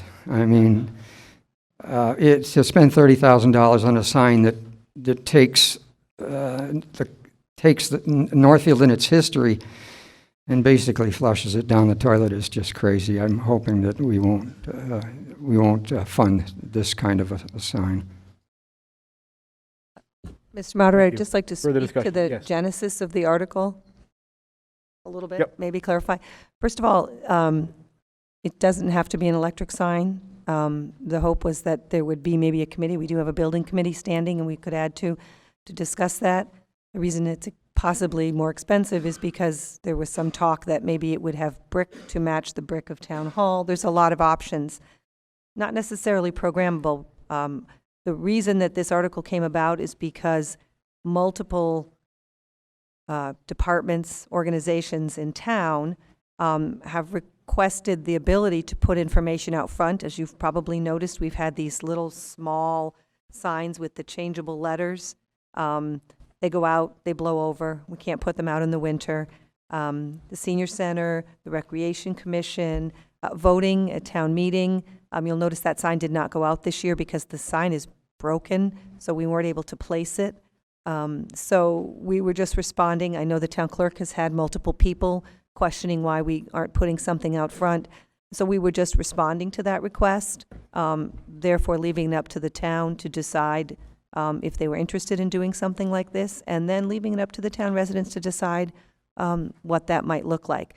There is no proposal here that it has to be electronic at all. That's not necessarily the case. It's just out there as a discussion, and hopefully a group that would be working. We have, like I said, we've had a master town hall building committee for years, and others would be involved in that discussion. So, Thank you. Further discussion. Dan and then Brian. One of the reasons why this came about as far as doing that, during our last election, people were looking for as much information as they possibly could get. And I would point them to the website, and there's a segment of the population who do not have computers or are not literate. So then the other alternative is the recorder. And again, not all the people in town have the recorder. So the mortar boards that we put out are very limited to what you can put on them as far as doing that. And they last about one season. So basically every year you're buying one for anywhere from $500 to $600 as far as doing that. So this, what happened during the last election, the Kiwanis allowed us to use one of their signs for the purpose of letting people know about early voting, that sort of thing. And people got the message a little bit more. This was to try to get as much information out to people in the town as we possibly can get. Because every other day I will get a call saying, oh, what's going on this week? And I try to refer them to our website. And people either don't want to go there or don't have the ability to go there. If you do go to the website, you can sign on to have any meeting that is posted on the website go directly to your computer. Again, you have to have a computer to do that. So this came as people wanting to get more knowledge. As far as I'm concerned, people don't want to do that, but the calls that I get, I'm just going to refer them to the fact that the town didn't want to put one up. Brian is next, and then we're going to do Joe, and then we'll come to you. Yep. Some people have had enough of looking at a computer all day. I certainly have. I really do think there's a need for a sign to better inform people of different meetings, and I think it's a great idea. But the ground is about to shake. I do agree with Joe Gravelin again. He's right. I mean, it would be great to have a sign, but and not have a neon sign. It's just not our character. Thank you. Well, it's Andrea. Joe's up next. So it's not clear to me that that voting for the $30,000 gives us any say over what kind of sign. But I agree. Dan's right. We need to have a sign that can keep us up to date on what we might miss out on if we were not informed. But I would like to go 180 degrees from that sign that's down on Silver Street in Greenfield. So I could support a sign, yes, but not that. Thank you, Joe. Yes. Patricia Kinsella, Upper Farms Road. Understand the need to have good signage outside of Town Hall, and it feels a little hard to support the motion as it's written without a better sense of what some of the design parameters might be. I agree with the notion that, gosh, an electronic message board might not fit the character of town. So I'm wondering if there were a way to put this on the town's docket for some research, some exploratory design, and then bring it back next year when there are some samples that folks have had a chance to look at. Thanks. Thank you. Did somebody up here on the select board want to speak next? I can go after. Okay. After the gentleman. You're up, and then B. Thank you. David Gorzakowski, Lyman Road. Yeah, definitely the sign. 30,000 seems an awful lot for a sign. How about a voicemail system where you call the town hall and dial 20 for the extension, and you get a 5-minute recorded message, and it can be updated by the town administrator? Thank you. Thank you. B, you were up next. Yep, Joanne you're up McGee, Main Street.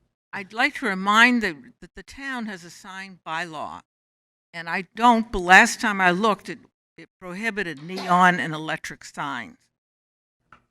B, you're up next. You're up. Yep. Oh, thank you. Sorry. Trying to look to my right.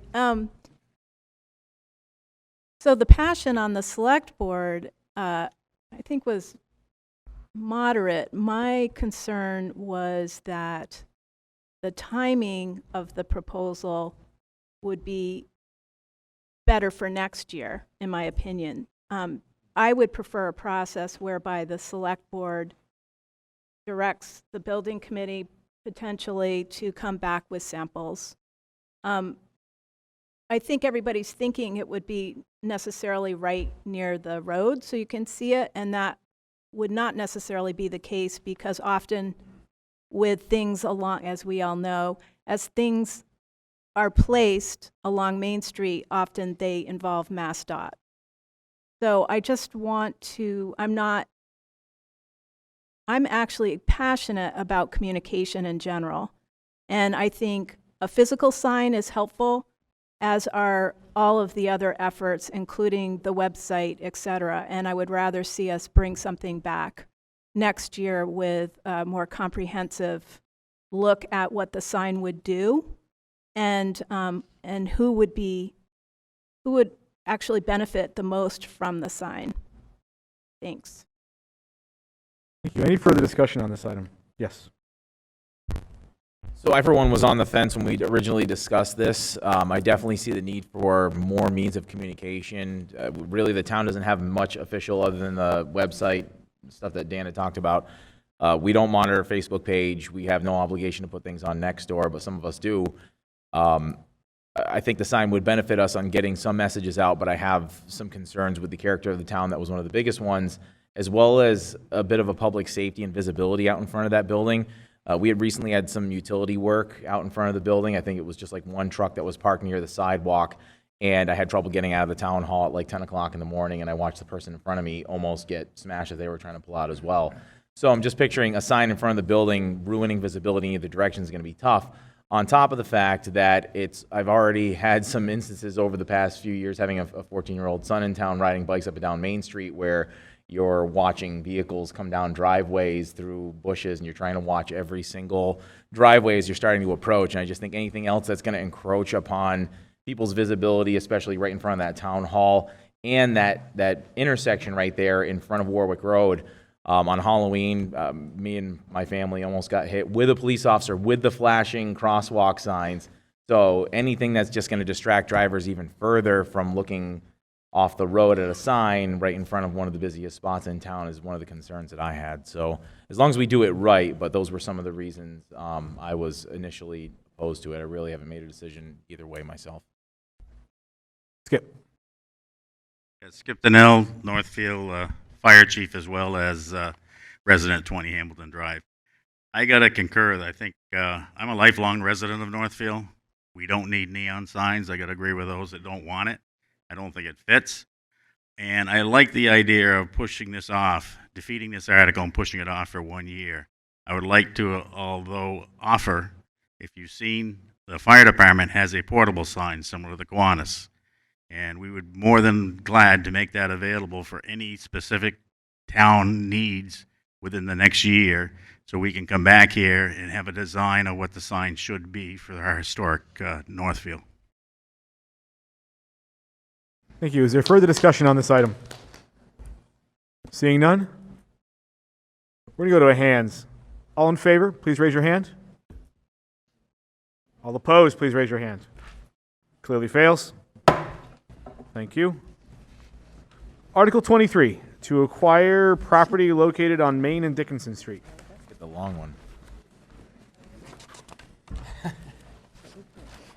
Mine may differ a little bit from yours. Mr. Moderator, I move the town transfer $170,000 from the existing proceeds from the sale of a cell tower easement to acquire, by purchase, gift, or eminent domain, a fee simple interest in a portion of property located at Route 10 Main Street and Dickinson Street.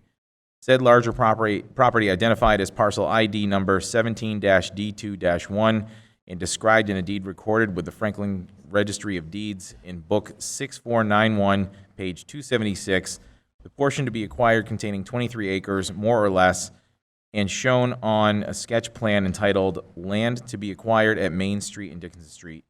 Said plan on file with the town clerk on such terms and conditions as the select board deems appropriate, with the care, custody, and control of said property be held by the select board for general municipal purposes, including a public safety facility, and herein and for all legal fees and other costs incidental and or related thereto, and further to authorize the select board to enter into all agreements and execute any and all instruments on behalf of the town as may be necessary or appropriate to effectuate said acquisition. Is there a second? Second. Thank you. As was mentioned, as Heath mentioned, he didn't read exactly what was printed in here. He intentionally skipped over one portion of one sentence, but he didn't say anything that wasn't in here. He just eliminated a extraneous portion of a sentence as printed in front of you. Any discussion on the item? Yes, Finance Committee. The Finance Committee has now voted to support this $170,000. Thank you. For those who didn't hear, the report in front of you says the Finance Committee has not yet voted. They had a meeting earlier tonight and they voted to support this article. Yes, Mark. Mark Fortier, EMS Chief, 579 Mount Homer Station Road. I'm hoping somebody can answer this question. I hope the select board can answer this question. I read in the recorder the other day that this taking or purchasing of this land was solely for the purposes of a public safety building. Is there any truth to that? I mean, 23 acres is an awful lot for a public safety building. Can the select board answer that question for me? So as written, just to clarify the motion that was made, it does not say exclusively for that. It says for general municipal purposes, including a public safety facility. So the motion does not limit it to just that use. Skip was up next, and then somebody from the select board can certainly go. Okay, I'd just like to speak on behalf of the piece of property and the potential, not final, but the potential for a public safety complex. We have been looking for a public safety complex, or we've been looking for a fire station for the last 15 plus years. What happened when this property became an option, we took a good hard look at it, and it has several uses as far as the town's concerned. It may, at this point, look like it might facilitate a public safety complex. However, there's a lot more work that's got to be done in regards to that. But the property is used by many town residents for hiking, for biking, the trails on it. The owner has allowed the town to use it. They've allowed the school children to use it. They've allowed the library, I believe, to use it on tours and whatnot. This would make that entire piece of property town-owned, so you wouldn't have to worry about if somebody were to potentially buy it and close it off to the town. So there's a couple of reasons. It's the 23 acres, as far as Mark is concerned. Only about 10%, if a public safety facility is put on there, only about 10% of that property would be for the public safety facility. The rest of that property would be used for town recreation, etc. And if I'm not mistaken, Steve Sarandisky can attest to it. Purchase of this property was actually in the master plan back, I think it was in 2014, to save it for recreational use for the town. It looks as though preliminarily it may be able to support a public safety facility. That's not etched in stone. There's a lot more decisions that have to be made. There's more town meetings that would have to fund that. So, but this is the step, because the current owner is willing to allow the town to purchase it. Thank you. Was there a member of the select board that wanted to go? Yeah, Keith. I'm on the Public Safety Building Committee as well, and I want to echo what Skip said, is that this is definitely a separate step from putting a building on this property. There is going to be more public hearings that would take place once a final design would be reached, if we can put one on this building, and then the townspeople will have to weigh in on whether or not one's going to go on this property. The main point of this purchase right now is that it is privately owned. It is utilized as very popular hiking trails by many people for many, many years. And this is a huge portion of our ecotourism efforts. Not many towns can bolster a wooded lot like that, very accessible to their downtown. And a lot of people have used this. It's a very popular spot. It could be closed off tomorrow with no trespass signs. We just don't have any control over it. And like Skip said, the owners are gracious enough to allow the public access. Honestly, if it were me, I probably wouldn't allow that because of the liabilities nowadays. So if we were to secure it, this adds to that, and the bonus of possibly being able to use, I think, less than 2 acres of that to put the public safety building would be an added point, but there's no guarantee that would happen, that we even can do it, and there'll be much more public input that would happen up to that point. So a yes vote on this purchase of the property today does not mean a building's going on it anytime soon. Thank you. Over here on the left. Kathy Bridges at Lyman Hill Road. I was just wondering, I know we need a safety complex, but this property, 23 acres, most of it is wetlands and it's used for recreational purposes. I was just wondering if the $170,000 is an awful lot of money. This ends up being just strictly recreational. Thank you. And then again on the left, Joanne, and then we'll come over here to my right. Yep, you're up next, Joanne. Yep. Joanne McGee. I have a question about the sketch, and I'm sorry that I didn't come to the town hall before to ask, but you've got a straight diagonal line that goes across a property that is all wiggle and wetlands with trails and whatnot, and I don't understand where that straight diagonal line can go right through that property. It's apparently not the entire property or not the entire wetland. So is that being divided? Does anybody, Yeah, the parcel will be divided because a portion of the parcel is being used by the current owner. So it's approximately 23 acres. I'm sorry, used by what? The current owner is using a portion of that parcel. So it's approximately 23, it'll be 23 acres. The line is approximate. We haven't had the entire property surveyed because we wouldn't necessarily incur that expense if we didn't purchase the property. But it has been agreed to that We wouldn't amount. be interested in anything that was just a diagonal line through the wetlands. Right, it's just trying to show you approximately from the corner of the church lot across to, it'll be approximately 23 acres. We have had a partial survey done for some of the previous work, but we will have a full survey done, and it'll be approximately those 23 acres. The line may not be quite as straight, but it would be helpful if the Open Space Committee could become involved, because they're the ones that have done a lot of work on the trails and built some new bridges and added that big bridge down there. So, I'm sure it will incorporate that. Let's The line not will- have the back and forth. What? Joanne, say all you want, and then somebody else can get up and speak. I just rather not have the cross conversation. Over here to Annie. Annie Chappelle, 25 Glen Road. To sort of follow up with Joanne, just what she just mentioned, can you clarify, this is the first time I've seen potential building acres on that same map that she's referring to. Can you address that, please? This was a sketch that was given with potential by the current owner of what they foresaw could be building lots. So that's really the sketch we had to discuss. Those don't exist. They certainly wouldn't exist if the town purchased the property. But they were put on the sketch that we were given because we haven't had the full survey done. We've agreed to a certain amount of acreage based on a rough line because we didn't have an agreement in place to purchase the property. So now that that's the case, we will have a full survey done. Those lot lines won't exist. Thank you. On my left over here. Hi, can everyone hear me all right? We can. Okay. Paul Gorzakowski, Ashwillet Road.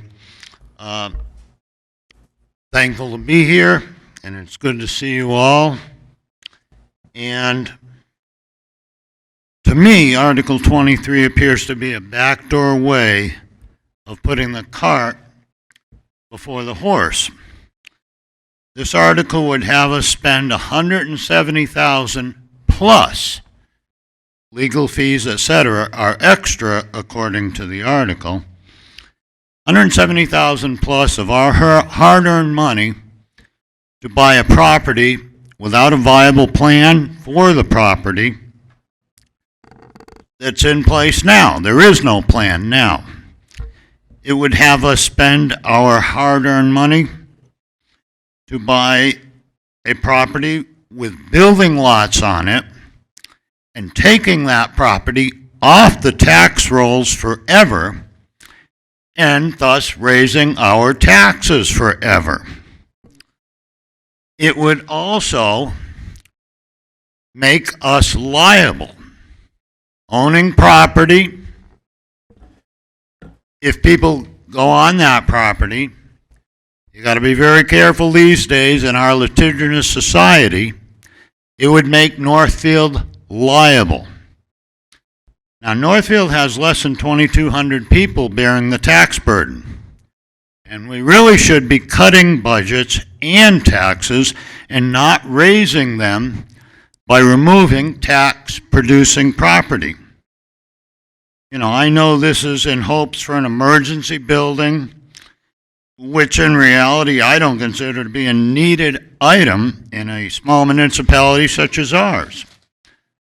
A municipal building in the past, the expensive plans have resembled a day spa with exclusive limited access more than a realistic building for a small town, all at taxpayer expense.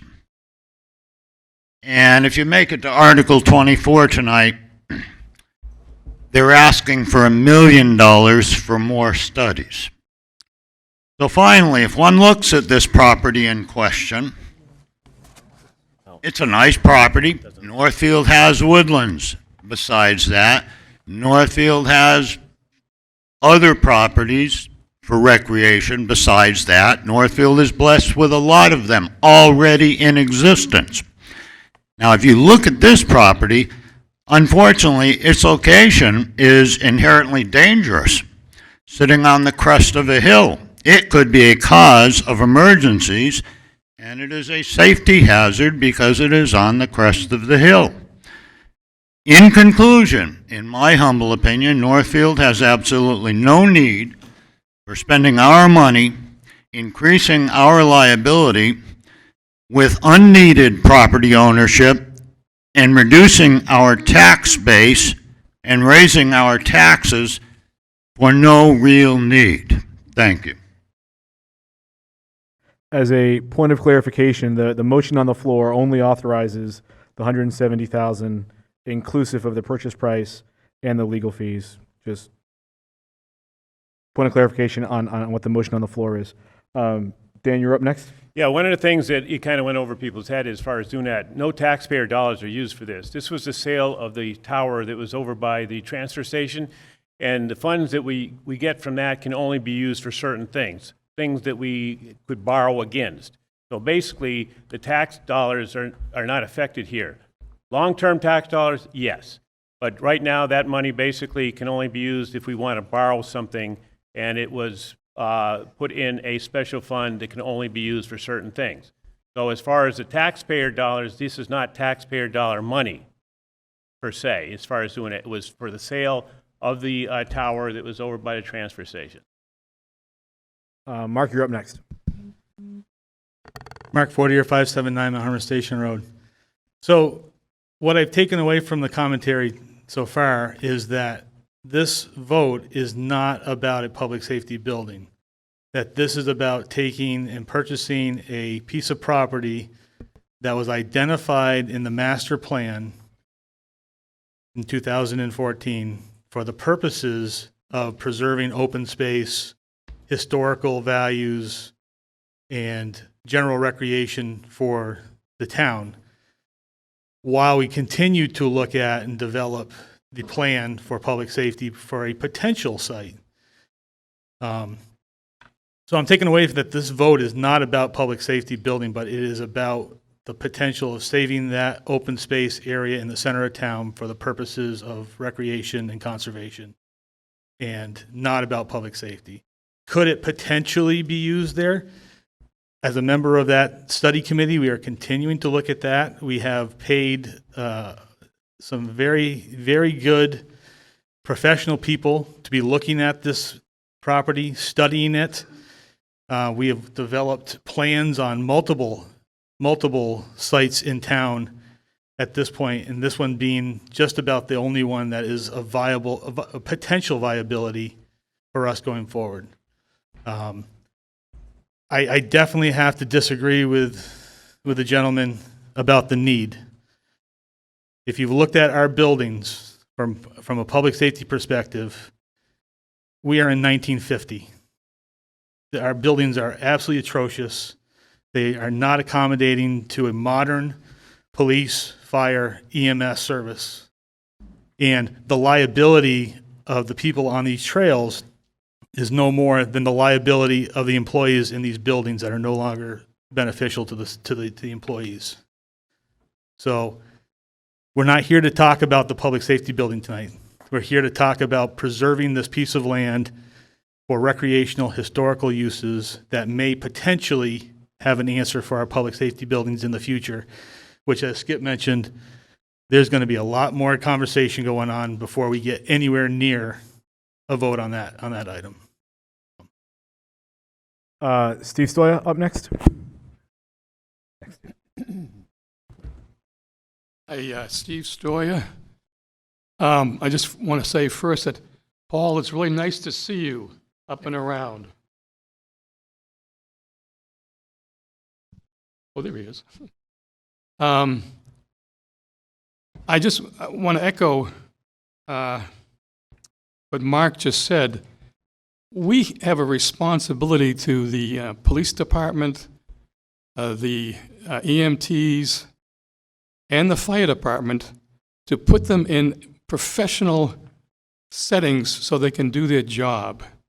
We have a responsibility to make sure they have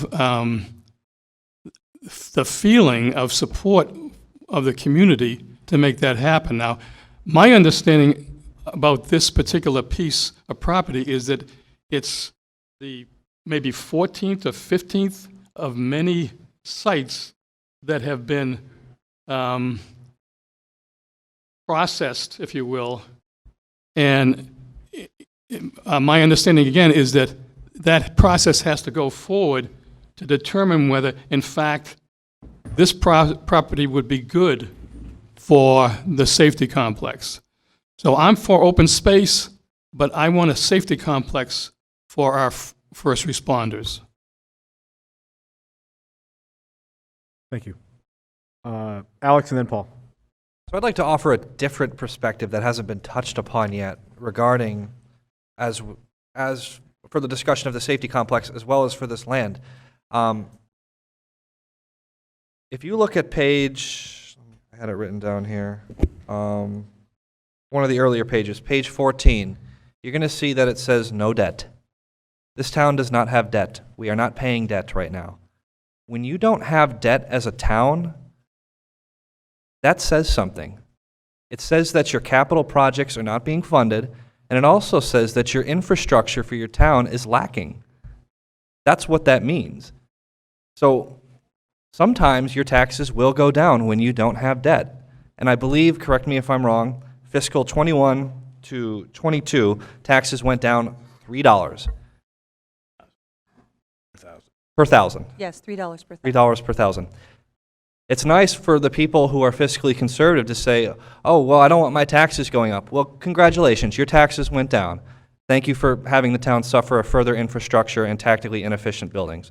So we need to look at this as a long-term, longitudinal goal here, so that when we create these capital projects and when we think ahead for the future of Northfield, long-term future for Northfield, we're looking at these projects so that we are helping to stabilize the tax base. Because when you have debt, you're not going to have taxes shoot way up or shoot way down like they have.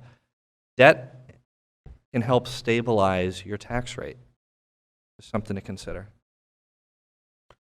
Paul, you're up next. Thank you. Paul Gorzakowski, Ashwillet Road. Just to clarify a bit, this is not germane in this article to the emergency building. We'll run into that in Article 25. As far as to address the $170,000, yes, it is coming out of our pockets because I realize it was a sale from cell tower rental or whatever. But if that money were not being used for this, it would be going to other Northfield interests. So, in a way, yes, it definitely is coming out of our pockets.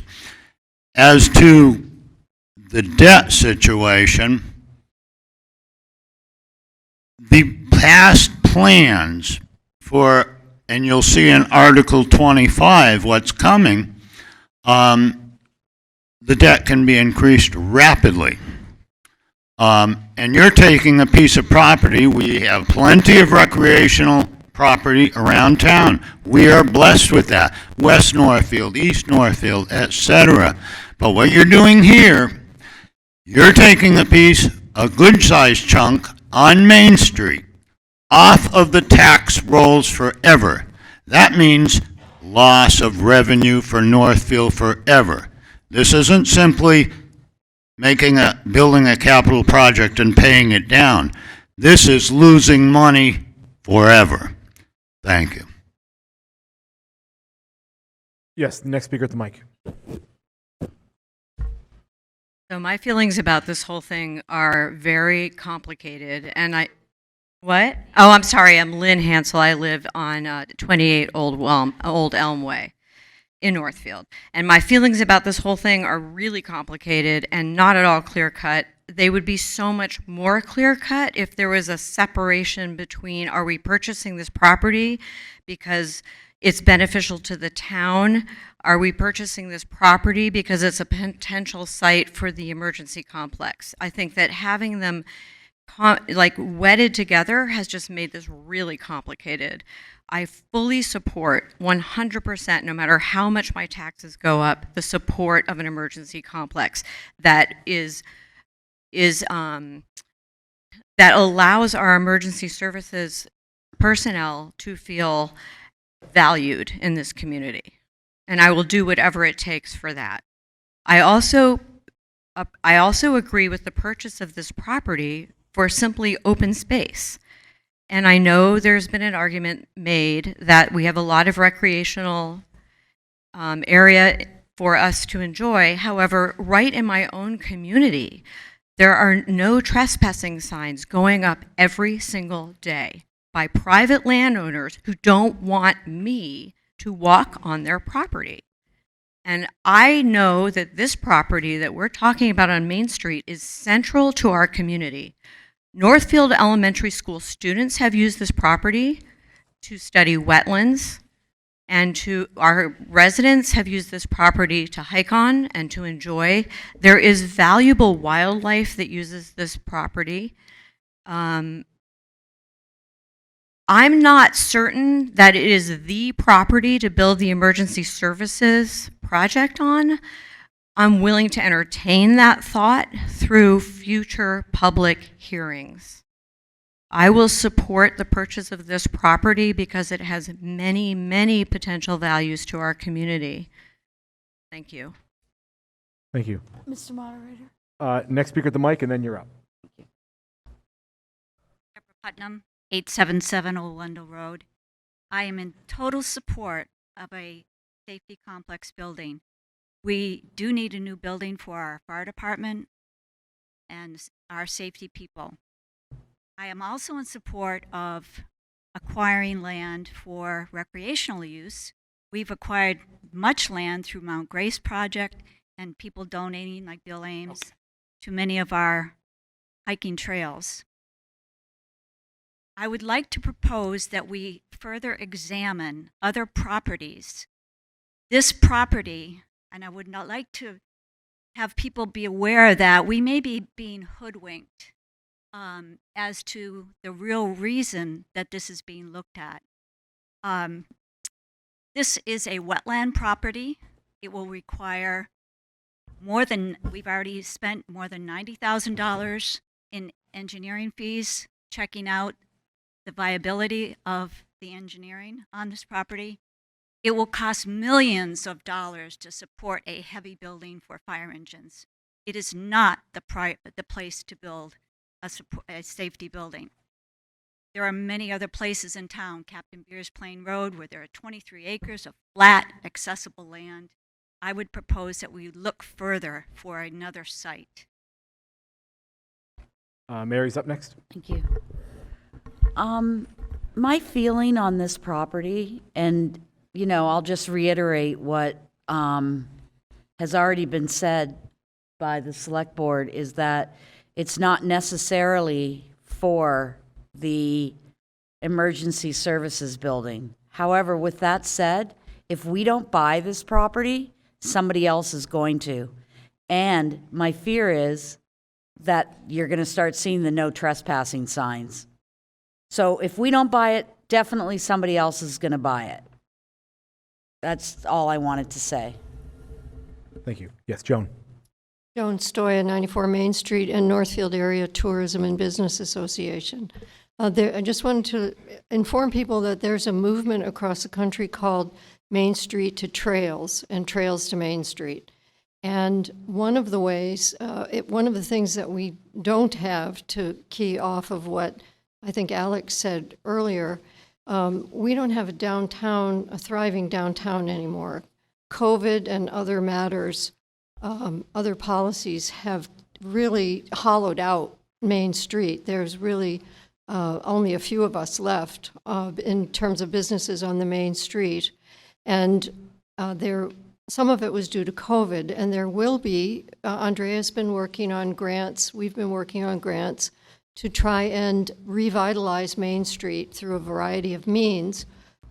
It won't really work based on the research that's being done by across the country if we don't have direct access to the trails. At this point, we've been asked in the past, can't you go up and get guests on Gulf Road and bring them downtown? We have hundreds of people walking the New England National Scenic Trail above us, 3 miles above the downtown, and they never come downtown. Because there's no connection. So this property provides a direct connection up into the trail system from Main Street, and we believe may be a real boon vis-a-vis economic development. Thank you. Thank you. Yes, sir. John Ralph Morgan at 62 Lucky Clap Road, Northfield. I'd like to kind of support what those two previous people said there. I think we should have a public safety complex, but this cost is a bit too high for me and for a lot of other people here. I think maybe we should look at other trails too, okay? Look at other options too. Get that, see if we can get 170,000, 165, 160,000 or so. That's all I have to say right now. Thank you. Skip. Yeah, just to clarify what we have looked at when we looked at this property. We've looked at a lot of properties around town. If you want to take a look at the matrix of all the properties that we have looked at, we have either found that they were advisable for one reason or another, or not available, or not advisable because of response time of our first responders and whatnot. The bottom line is if the town does acquire this property, and if we can put a public safety complex on it, it would be a dual use land. We're not going to, if the public safety building ultimately ends up being located there, then you're still going to have a trail system well beyond it, well behind it that can still be utilized. So it's not going to be one or the other. It would be a combination of both, and that's only if the public safety facility will fit and can be put there. That's an if that still needs to be answered. Thank you. Further discussion on this item? Mr. Moderator? Yes. Yep. Just a clarification on a couple of points. One is with regard to the price, there was an appraisal. And then secondly, to the concern about the use of the property, we need to put in this motion that it's for general municipal purposes, including a public safety facility. But that does not obligate us to put a public safety facility on the land. But we need to put that in the motion to make it, to indicate to everyone that general municipal may include a public safety facility. I understand the desire to separate everything out, and I'll just say that I understand that desire to completely separate everything out, and what I'm finding the longer that I work in government, it's not as easy to do that often. We have to put in these things in order to indicate what might happen in the future. And as other folks have previously indicated, any decisions on a building, on that lot or any other spot, the 15 or whatever that are listed outside, would have to come before us again, right? I just want to make those points for folks, because this is about the land. And as someone who sits both on the select board and the historical commission, the reason why everyone feels so strongly about that brook and those wetlands is because life over the course of time beyond 350 years, that was an important boundary. There is life, and there are potentially, our history lies beneath that ground, as it does elsewhere in Northfield. But whenever you're along a waterway, the life that existed for thousands of years has the potential to be discovered again. So I'm looking at this land as an important piece of, if we look at all of the crown jewels that exist in terms of open space in Northfield, this is central. And by purchasing it, we keep the wetlands and we keep the historical value of it. Thank you. Yes, sir. Mark Taylor, Gulf Road. I agree with what you just said altogether, but the thing we don't realize, you say you have the wetland, but you have a buffer zone, which is from Main Street and that dry piece of land that slopes downward. And I've noticed recently that it's already looks like you're being, there's blue little things stuck to trees to mark it out. People have been down there already assessing the situation. And I've been in the town for almost 40 years. I've been bird watching. I led bird trips through that whole area when the trails were viable and the whole circumnavigate that whole Millbrook. A lot has changed over the years on the golf course side. You know, snow has clear cut a lot of trees. You know, it's his property. He can do what he wants, but there's an important thing about buffer zones. It's the land surrounding the wetland. And that's, you know, basically where the trail system goes on higher ground. And you know, there's been some degradation of the trail system over the last 20 years, but you know, it's a real valuable asset. And when I just don't like it being tied to this the safety complex. It should not even be considered here. You know, it's just too valuable. That's my opinion. And I have nothing against the safety complex, a new one. I mean, I know what it looks like down at the police station down there. It's ridiculously like a couple of rooms and archaic. So, I mean, I'm in support of a new safety complex, but that particular piece of land is just, to me, should be off limits. And as far as the current owner putting no trespassing sign, that you know, that's a pretty rotten thing to do for somebody who's a member of this town, owns a lot of property, and to be, you know, react that way and put no trespassing signs on. I mean, it's always been public access, even when before Snow's owned the land. It was a public golf course owned by the school, and the trail system there was no problem then. Now all of a sudden we got to worry about someone throwing up no trespassing signs. I don't buy that. So you know, I would like to see the land purchased by the town. But there's no guarantee that, I read the Greenfield Recorder yesterday, or was it today, saying that exactly that the headlines were safety complex tied to this particular piece of land. You know, that's the issue. That doesn't have not a good optic. You're trying to preserve the land. There's got to be another option. Thanks. Hi, my name is. Go ahead. My name is Karina Berenson. I live on Pentecost Road, which is actually the road right across from the property that we're talking about on Main Street.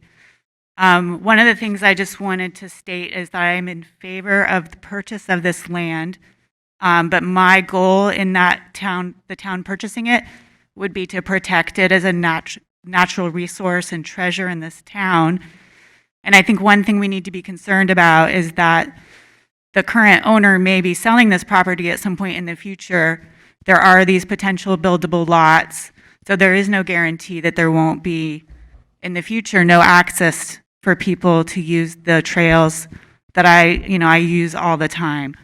I'm certainly in favor of a safety complex building. I think we definitely need one. I have a lot of questions about whether this site is the right site for the safety complex. One of my concerns especially is about the wildlife corridor that we have in town right now, going from the top of the mountain all the way down to the river. I know many people in town, comment on Nextdoor about wildlife sightings right in town. That's really amazing. We see moose. I can just attest to the fact that since we live right by the cemetery in that meadow, we see moose, we see bobcats, we see foxes, we see all kinds of wildlife within that natural trail system. And I think that it's a real treasure for this town to have that, and that we should be protecting it as much as we're protecting our historical homes and the historical nature of this town that was built by humans. And there was one other thing I wanted to say, but I might have forgotten what it was. Oh, the other issue I think is just the traffic issue right there on that very, very narrow Main Street section where the safety complex building could be. I do have questions about that as well. But I will be voting in favor of the town purchasing this land because I would hope we could preserve as much as possible of it. Thank you. Thank you. Yes, sir. Yep, you're up next. Evening. My name is Tim Rogers. Full disclosure, I live at 118 Main Street, right across from this property. So if you do build it, I will be looking at it night after night after night. That's beside the point. Yes, this is a great piece of land for recreational use. Back there many times. I've seen birds. The only other place I've seen them is in Jurassic Park. So I think it's valuable for that, but I wish the committee would have not mixed this. If you want it, fish or cut bait. If you want it for recreational use, I think most of us are in favor of that. But as far as building anything there, you go there, there's only flat land for about 10 feet, and then it drops straight down to the water. I don't see how you could put a building there. I know you're not repairing them, but you're washing trucks with oil. It's going to get down there into the river, into the brook. So I know you can't retract on this, but people who are voting, which I assume is everyone tonight,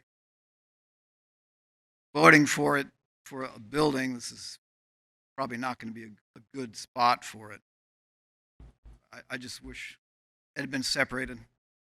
That's my piece. Also, those lots 5, 6, 7, 8. I don't know how those possibly could be building lots. That's all wet. That's all. Go there after a rainstorm. Thank you. Further discussion on this item? Anybody who hasn't spoken? Anybody who something that hasn't been mentioned before on this topic? Yes. My name's Virginia Hastings. I'm 30 North Lane, and I'm certainly in favor of the complex. Everybody knows we need something, but I do think the property needs to be preserved historically, environmentally, and recreation-wise. I do want to remind people that if we vote in favor of purchasing this land, Article 25 allows the town to continue to do more research and core drilling and so forth. We don't have to vote in favor of Article 25.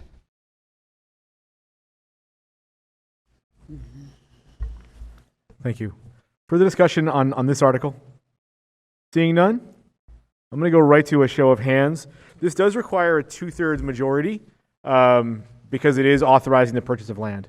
Everybody in favor of purchasing this property for $170,000, inclusive of all the other fees, please raise your hand. All those opposed, please raise your hand.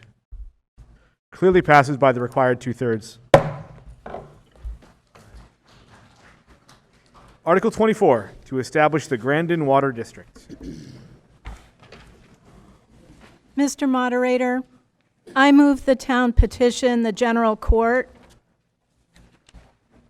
for special legislation establishing the Grandin Water District, which shall provide potable water to certain areas within the town and safety purposes, provided, however, that the general court may make clerical or editorial changes of form only to the bill unless the select board approves amendments to the bill before enactment by the general court, which are within the scope of the general public objectives of the petition. Thank you. Is there a second? Second. Thank you. Discussion on the item.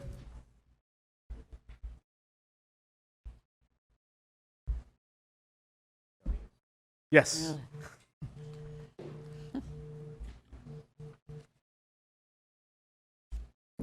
Hatterfield, 60 Highland Avenue. I think for those of us who live in the current East Northfield Water District, this is a no-brainer. We need to vote yes. We have very, very few options. Our water system is going down the tubes. This gives us control over our own water system. It's also being backed heavily by a lot of research that's been paid for by the Thomas Aquinas College. They already use 50% of that water, so they are totally behind this, and they will support us. And they have a lot invested in keeping the water system going. So this is not going to cost the town anything, nothing. It's only going to be the responsibility of the new Grandin Water District, and we will have control over our water in that corner of the town. Thank you. Yes, sir. Yep, you just got to get up to the mic, sir.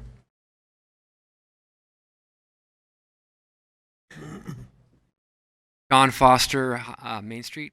I was just hoping, this is a really long article, and I'm not sure how many people had a chance to really read all this, so if someone has been working on this project, if they wouldn't mind just kind of giving us a overview. I too am part of the East Northfield Water Company, and I'm all in favor of this plan, but just for the benefit of the rest of the town here who maybe hasn't seen this, it's a very long article, and it is not going to cost the town anything. I think that's the primary thing for the rest of the town.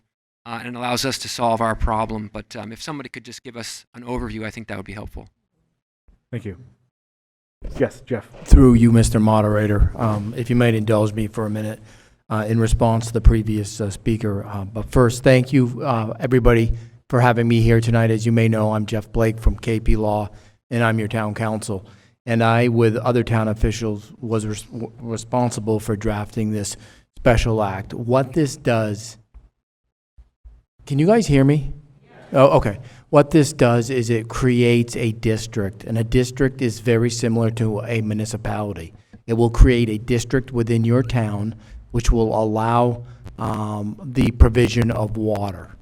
It will allow the district to collect user fees. It will allow the district to borrow money to provide water. It will allow the district to acquire property, and it will allow the district to make loans or get loans from RCAP and some of the other agencies out there that work with municipalities.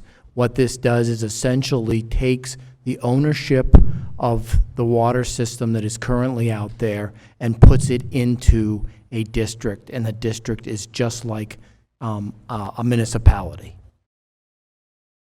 You may see in the very beginning there is a commission that is established, and that commission would be responsible for running the district. The way this is set up is the town is not responsible for running the district. The taxpayers of the town are not required to fund the district. The district would be funded through its users, just like the water company is doing right now. Yes, Steve. This sounds very similar to what we have in town already. We have 2 water districts, and they are kind of self-governing. And what I'm concerned about is, what is the relationship of the district to the town? What I'm getting at is, in the event that there are decisions to make for the common good, who's a tiebreaker? How does it work? Because I think we have gotten cornered a few times, because the municipality that you're talking about, quote unquote, is usually just a few commissioners making policy. How does the general public get its say? Is there further conversation, or anybody wish to speak to that issue? Well, the users would elect one of the commissioners directly. They certainly, if the way it's structured here, Okay. the select board would appoint one, but the select board, of course, are accountable to the residents as well. So in that respect, you would have accountability through your commissioners. Okay, but the relationship between the district and the town hall, how is that facilitated? There is Do no, you? there's no legal relationship except for the fact that, as you do currently with your sewer district, that you can hire the staff in town hall. You can pay an indirect cost, which is basically hiring the town hall staff to operate in certain ways. For example, they can issue and collect the water bills, but the district will pay for that responsibility. Okay. So the town won't have that responsibility unless the district hires them to have that responsibility. All right. There's been a long history in town with water districts, and it has not been always pleasant. Right, you have a current water district that has no affiliation with town hall, and you have a current sewer district that pays the indirect cost and actually pays this collector Okay. directly. Further discussion on this item? Yes, Bob. Hello, I'm Bob McEwen from 619 Pine Meadow Road. I was on the Board of Health for quite a few years, and I watched NMH, and I still am claiming NMH as ownership of this reservoir and of the district, water district. For many years, they didn't conduct operations and clean the pipes and various things. I tried to create a little bit of a firestorm, and I tried to get the select board to let me talk to KNP, and the Eastern Northfield Water District started to cut off streets. They cut off 3 or 4, Annie Chappelle and various people. They said, we won't fix the pipes. They are doing that to Pearson Road. I think something has to be done. I think this is a good solution, but I'd really like to see NMH be invited to cooperate, compelled to cooperate, because this is on them. They owned this district. They couldn't sell it. They gave away the school, and there was no one to take this over. So in my mind, it's a responsibility they own. Otherwise, they would have locked up shop and walked away. And I'd really like to see them put some money in as a reserve fund, because as soon as you get this off the ground, there's going to be tremendous problems with the piping that's in the ground.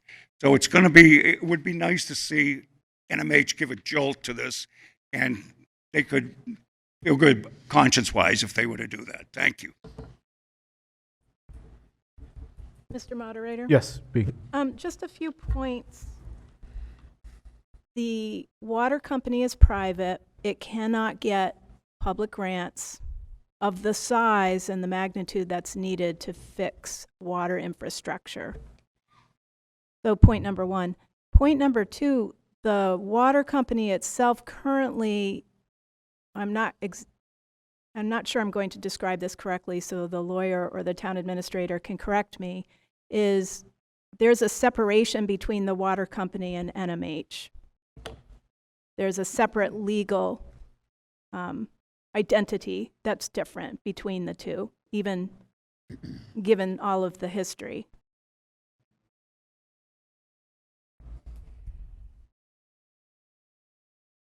So regardless of our feelings about our former neighbors,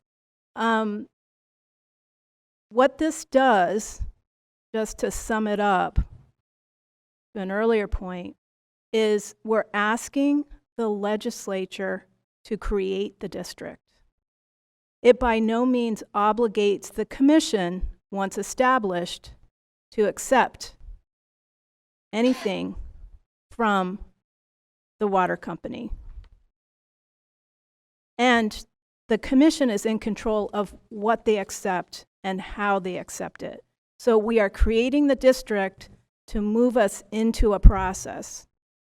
And I think you'll notice a theme in most of my comments is that there's usually several steps to these things, and this is just the first one that gets us out of an archaic form of water distribution with no potential future for fixing it.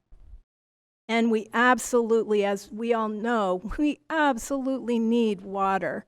And while there might be some uncomfortable aspects to our relationship with former institutions, it's in our best interest to create the district and further explore what's possible. And for full disclosure, I am in this, well, I'm a customer of the old water company, and I'm a potential customer of the new water district. So obviously I have personal connection to this issue, and that's why I'm speaking to it. But in general, we need to move away from some of these problems that we have, which are these structures and infrastructure that we haven't looked at for decades, right? And now we're kind of tackling these, and they're hard and they're complex, and they require lots of steps. And I appreciate all the comments I've heard tonight on all the topics, because what it says to me is this is why I'm in Northfield, is because when we get into these sticky wicket, whatever you want to call them, topics, people are on the floor and talking about them. And what I'm hoping tonight is we move this one forward. Thanks. Yes, sir. Thank you. My name is John Besant, Burnham Road. I want to maybe summarize the excellent presentation that a number of people put together a couple of weeks ago on this whole topic, including town administrator and the town council. Gentleman from the college flew out here from California to present their study. And another individual from Vermont who specializes in providing financial assistance and guidance for no cost. And the upshot of this was that there is no cost to the town to create this district. It is a district that involves just the water users. The water users are part of the governance as they vote on and participate in providing directors, board members. The point of the NMH not participating in this isn't quite correct. Currently, as I understood the figures, there's $200,000 in unpaid bills. You can believe that are just going to be written off. So somebody in here, 200,000? No. There's also nearly $1 million in debt that NMH is absorbing in conveying this, excuse me, in conveying the water company. Another piece of this presentation was there was an exhaustive study done on the costs of operating the system, also the capital costs in replacing the piping, and this was all included in the costs of operating the system. And it came out that these were all very favorable, whereas if you just left it with NMH, there would be no improvements in the project, there would be no improvements in the infrastructure. As pointed out, because of the structure of NMH's company, they of course can't get grants and loans from the federal agencies, whereas a district would be able to. And what the federal government likes to do with these is to provide a loan for the period of 40 years for a 40-year improvement, so you're not coming back every few years asking for more money to replace the piping in this street and a branch in this street. It's looked at in a comprehensive way, so that in the outcome of this is you end up with a better facility that has a long-term plan. Things are being replaced in order. You get operators, you get filtering facilities and so forth that are needed that a for-profit company that is there now cannot do. The costs would come due with a for-profit company that is there now, and the ratepayers would end up paying all of that. Whereas if it's a district, the federal government can provide up to 60% of the costs of those. So there's no downside to this that I could see. Thank you. Thank you. Yes.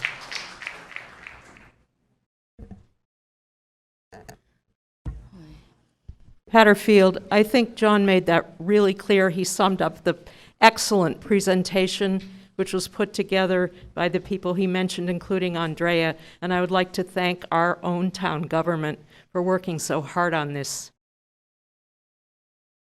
Thank you. Further debate on the issue?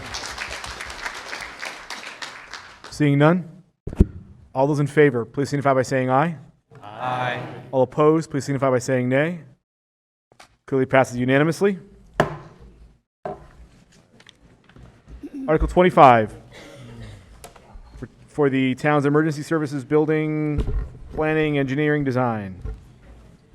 Mr. Moderator, I move the town raise and appropriate the sum of $400,000 and transfer the sum of $600,000 from the town's capital stabilization account for engineering, design, and/or project management for the town's emergency services building. Second. Thank you. Discussion on this item.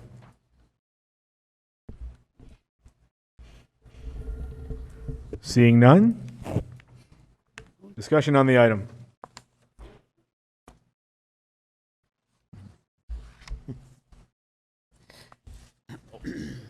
Yes.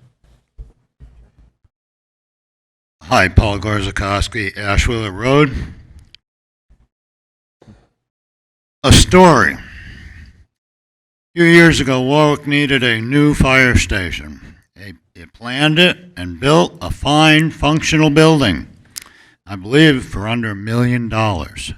Planned and built. Now, Article 25 got up 400 and 600,000. We're talking about a cool $1 million here. And we've already spent over 100,000 for studies and plans with nothing to show. And this is an article that proposes spending a cool $1 million to quote, for engineering, design, or project management. No building like Warwick has, just designs and studies. $1 million. We've spent over $100K in the past years doing various studies already. Approximately 10 to 15 years ago, I don't quite remember, we had plans all drawn up for an emergency building. And, you know, most of us have to go to work and home after work, and in the blueprints drawn up 10 or 15 years ago, there were weight rooms, bunks, many other amenities. It was set up more as a club than an emergency building. Now, I'm against a Northfield spa building. I'm not against an emergency building. Do not misread me. But it should be one that's pragmatic and sensible, a building that is big enough, not too big. Building that fulfills its function without any unneeded frills. Once again, Northfield has 2,800 residents. Not a lot. We really have no need of a big, expensive, and elaborate day spa. We simply need a basic, functional one. And I think $1 million on what we have already spent without anything concrete to show is a travesty. $1 million for engineering, design, and for project management, and still no building, not even a lot, nor a foundation, nothing. Thank you. Further discussion on the item? Yes, Skip.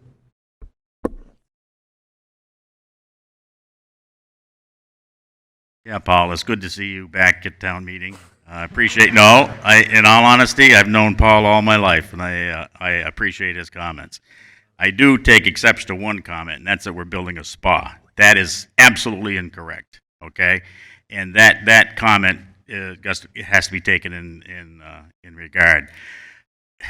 I don't know, and the building committee didn't actually have a say as far as how much we thought the projected engineering was. Yes, the town has spent money on other sites that we have considered because we have to make sure and see if they're buildable before we go through with a purchase. Just like the land that we're taking a look at now, preliminary studies have been done. The wetlands have only been flagged. The boring where the building would be was just completed, but it has yet to be analyzed. And if that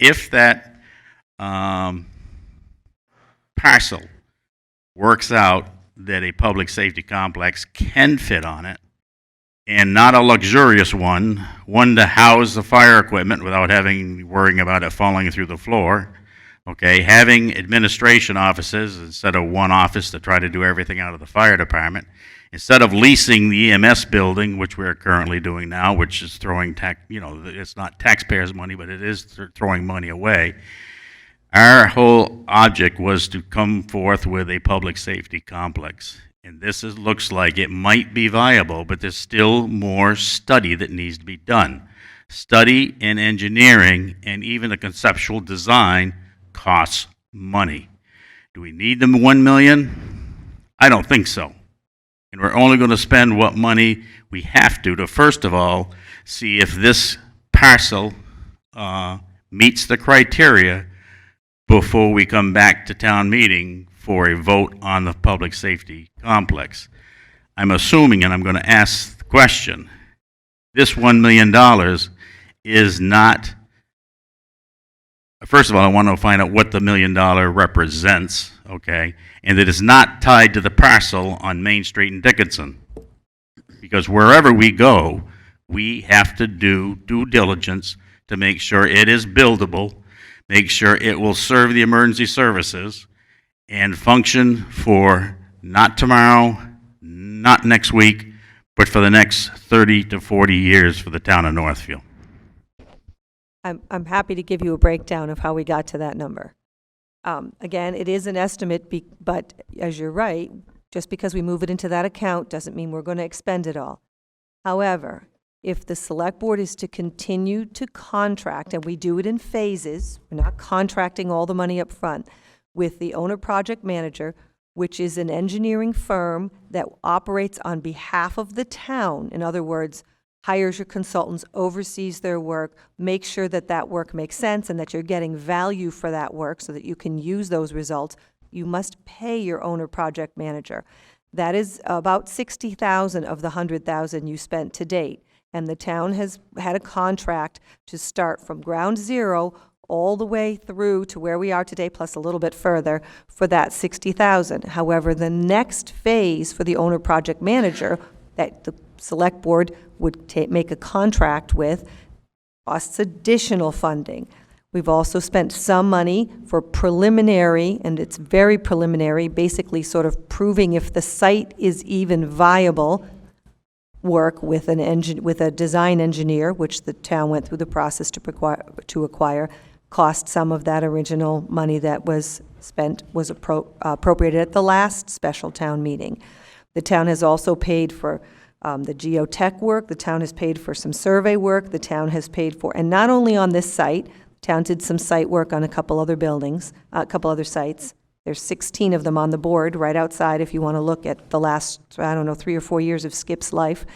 They are out there. But the town then also has to, because the residents will expect it, move forward with giving you some actual visible plans. We've been told people want to see what they would be voting on. The only way the town can do that is to contract moving forward. Again, it will be in phases, because obviously if you were to stop at some point, you're not going to be contracting to spend any more money. But the town has to have that money appropriated, or the select board can't sign those contracts. So we just took an estimate of the potential 10%, 8 to 10% of the entire potential project someday. Again, this money doesn't have to be spent, but it has to be available to be contracted in pieces to move forward to supply you with the kind of information that you should expect to get in order to move forward on any project of this size. So the select board and your finance committee have worked very hard to put over $1,250,000 in your capital stabilization account. This would use a portion of that, and it would put a portion of it on the tax rate, since your taxes have fallen pretty substantially, just to hold them level, and be able to make that potentially a valuable amount of money to move forward with a debt payment if you should choose in a year or two. But again, without appropriating this kind of money, they can't get you the answers that you would want to move forward on the project. Mark. Mark Fortier, 579 Hummer Station Road, EMS Chief, and also a member of the Public Safety Building Committee. I was just going to come up here to echo what Andrea just said, is that this money, I'm a taxpayer too. I don't want to see us spending money that we don't really need to spend. But unfortunately, in order for us to get the answers to the questions that I'm hearing here tonight, we have to have this money allocated for us to do the due diligence, to do the studies, to get the actual answers for you. We just bought this piece of property here tonight, for us to continue to now study that piece of property to see if it's even viable. And there's a lot of questions that have come up. We can't give you those official answers until we do the actual due diligence, educated studying of it. Anecdotal, that this might be wet, this might be this, that's not the real answers. The real answer is going to come from actual people with, much smarter than me, with degrees, and they've done this stuff, and they've built these buildings to actually do the actual studies, to do the actual, get us the information. And that costs money, unfortunately.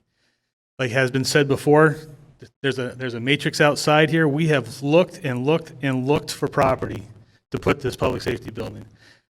Skip has been a senior member of this committee for many years. I think I'm there with him as well, going on almost 20 at this point, I think, as we continue to study where we're going to put this thing. If anybody in this room has a good answer as to where we can put this building that is functional in the center of town so that we can provide the services that you, the citizens, are looking for, if you've got 3 acres you want to donate, we'll take it. All right? But we're to a point now where we've rubbed 2 sticks together and we can't come up with a good answer. We're trying the best we can here. I would encourage anybody who has any questions about what we're doing, how we're doing it. We are in a public meeting every week with our owner business manager. I know there's a few people that I've seen in the crowd here that have been zooming in on this meetings. These are open meetings to anybody who wants to be educated on what's going on. Please, please, please don't wait until you come to a town meeting to ask questions.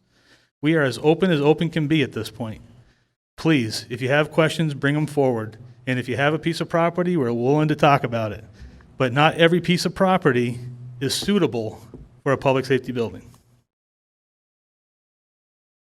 Thank you, Mark.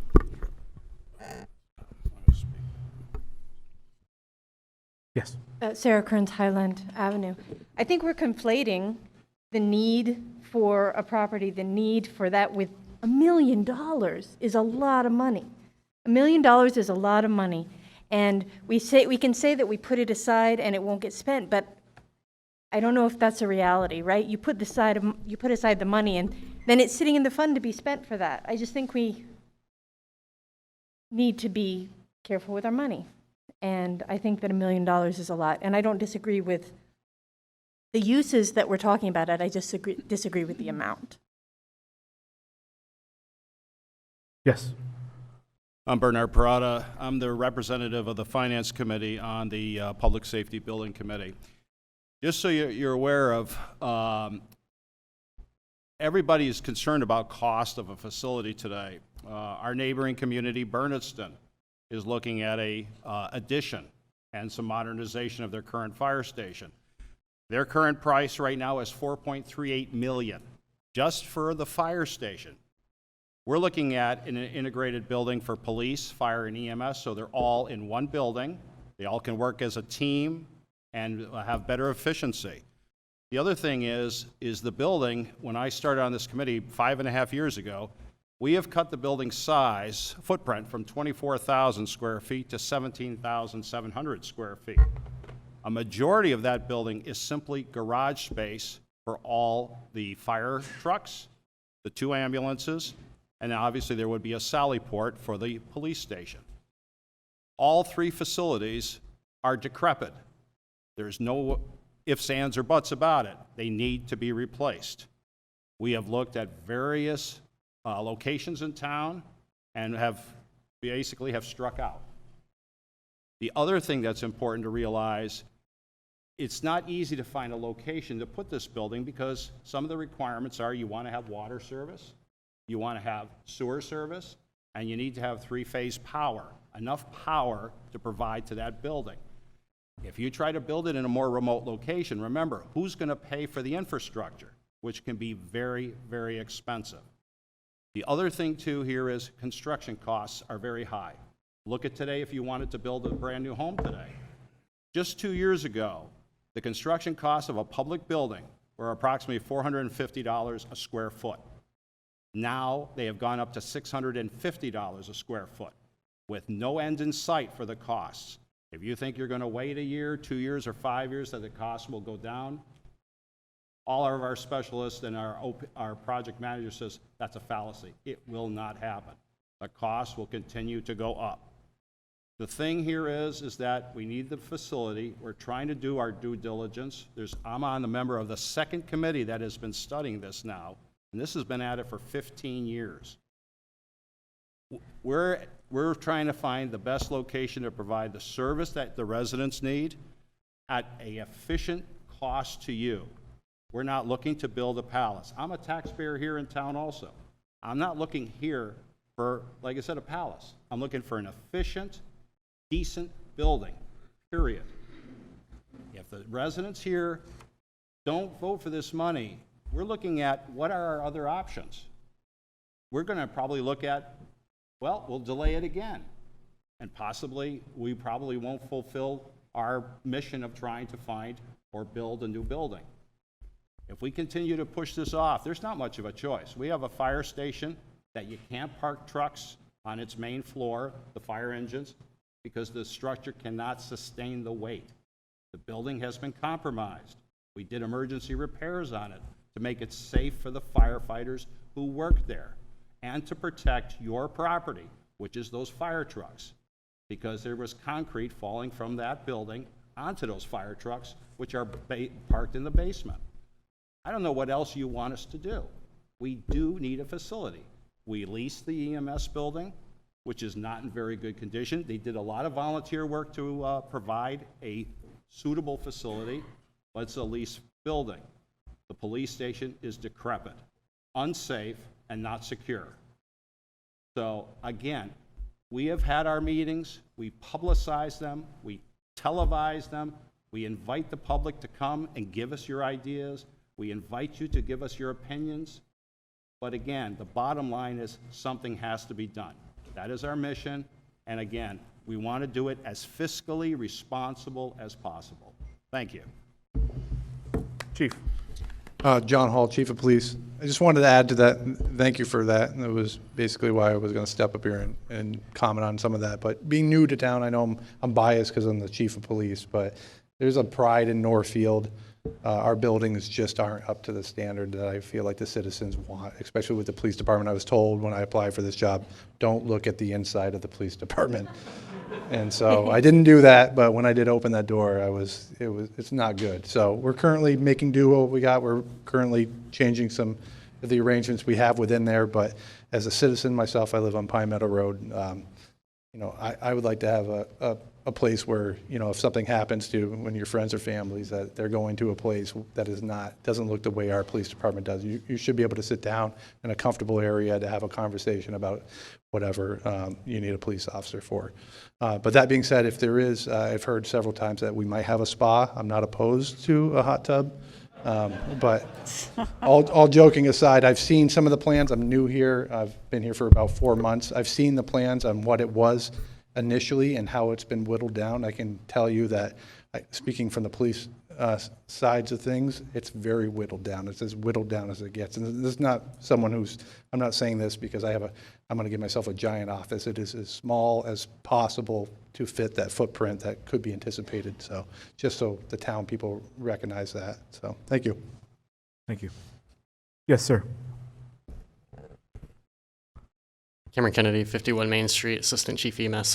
The other thing to think about too, as we're planning all this stuff, is if we were to delay this and we don't put forward, $1 million is a lot of money. I pay taxes in the town. I don't necessarily want to spend that either. But if you start thinking about the fact that we've already done emergency repairs to the fire station, and we didn't have time to pre-plan for the fact that we had to suddenly spend money in order to keep our fire trucks safe, well, say another structural damage happens at the fire station, and we didn't spend this money and we're delaying this building longer, how much money is it going to be when another piece of concrete falls on a fire apparatus that we spent $250,000 for, and now we have to replace that fire apparatus? How much longer is it going to be when the police department takes a town lawsuit because, you know, something happened at their station that was unsafe that we provided for them? There's added expenses that we're not really looking at currently that without and with delaying this future building that we desperately need, we very well could incur outrageous expenses in other ways. Thank you. Mr. Moderator? Yes. From a practical standpoint, this article, and correct me if I'm wrong, Andrea, this article is not tied to a particular site. So if another site became available, this conceivably could be used for another site. You've actually had an emergency services building expenditure account for a number of years, and the previous appropriations have gone into that and have been used for multiple studies on a couple of different sites. So no, it isn't tied to this site specifically. It's tied to the purpose of the emergency services building. Okay, and then if we don't say yes on this, then this effectively shuts the whole process down. I mean, having said that, this is tied for engineering, design, project management, but we are working with a project manager. So yes, that project manager is not necessarily tied to this site. But yes, if at some point we have a little bit of money left from previous appropriation, but yes, it would hamstring the select board from signing reasonable contracts, not for the full amount, but reasonable contracts to move forward in phases. So yes, it could effectively at some point shut this down before you go back to town meeting in time to appropriate any additional funding. Thank you. Tracy Rogers, 118 Main Street. I know we've been here a long time, so this is really quick. I have lived at 118 Main Street for about 20 years, and we have spent a lot of time across the street. Walk there, we have hiked there, and I worry about the town, and I appreciate that this isn't just for this this piece of property, but I would be concerned about the town spending $1 million in this inflation. I don't know about you, but my groceries are $200 a week. I'm paying over $50 for gas to have a site evaluation done here and it not work. And living across the street, I have great skeptics that it's going to work. I believe we need a safety complex. I'm not against that at all. I'm just against it on this property because I'm worried about the town wasting their money. And, but again, I'm not against the safety complex. But I just wanted to throw that out there as someone who lives across the street. Paul, you're up next. Hi, Paul Gorzakowski, Ashwiller Road. I want to apologize to Skip Donnell. I upset him just a wee tad. I think he took it, the plans from about 15 years ago, hell, that building that they had planned then, I'd love to have gone and stayed for a week or two. It looked like Club Med. But that was then, this is now. I just think, and it does not, I'm not, like I said, I'm not against an emergency building. An emergency building is fine. Perhaps they don't have to have all three functions in one building. The fire department, maybe you can do something in the back of the lot. You know, the police, the EMS, they don't necessarily have to be in one building.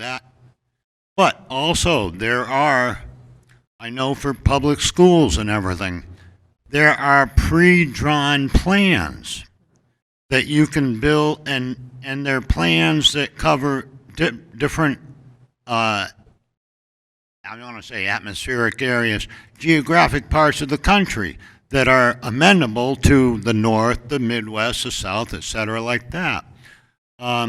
So there's other approaches, but I do want to reiterate, this is $1 million and there's not one concrete block set in the ground. This is $1 million. So I just think that kind of money, hell, I can't afford it, but thank you. Okay. Further discussion on the item? Seeing none? We're going to go right to hands here. All those in favor, please raise your hand. All those opposed, please raise your hand. Clearly passes. That's a two-thirds.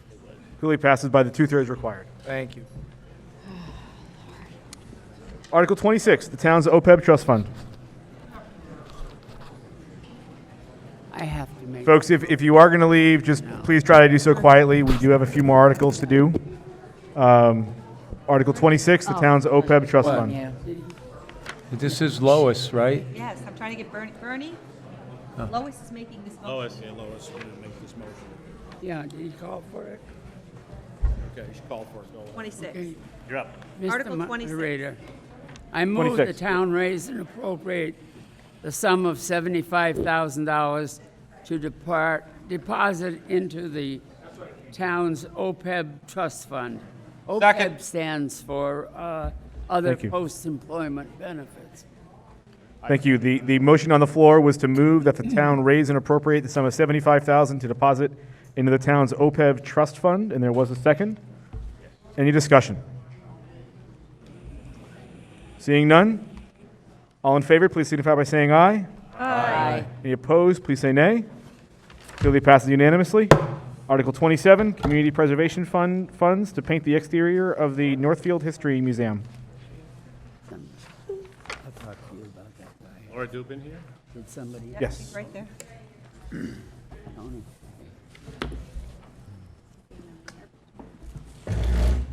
Lara Dubin, 79 Maple Street. I'm the chair of the Community Preservation Committee. I move the town appropriate for historic preservation purposes the sum of $15,000 from the Community Preservation Fund balance for historical preservation to paint the exterior of the Northfield History Museum. Thank Second. you.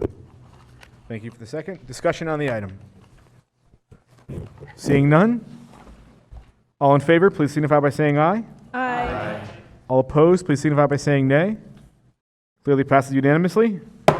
Article 28, reserves for the FY23 Community Preservation Fund. Lara Dubin again. I move the town reserve from the fiscal year 2023 Community Preservation Fund the following estimated amounts be set aside from estimated annual revenue.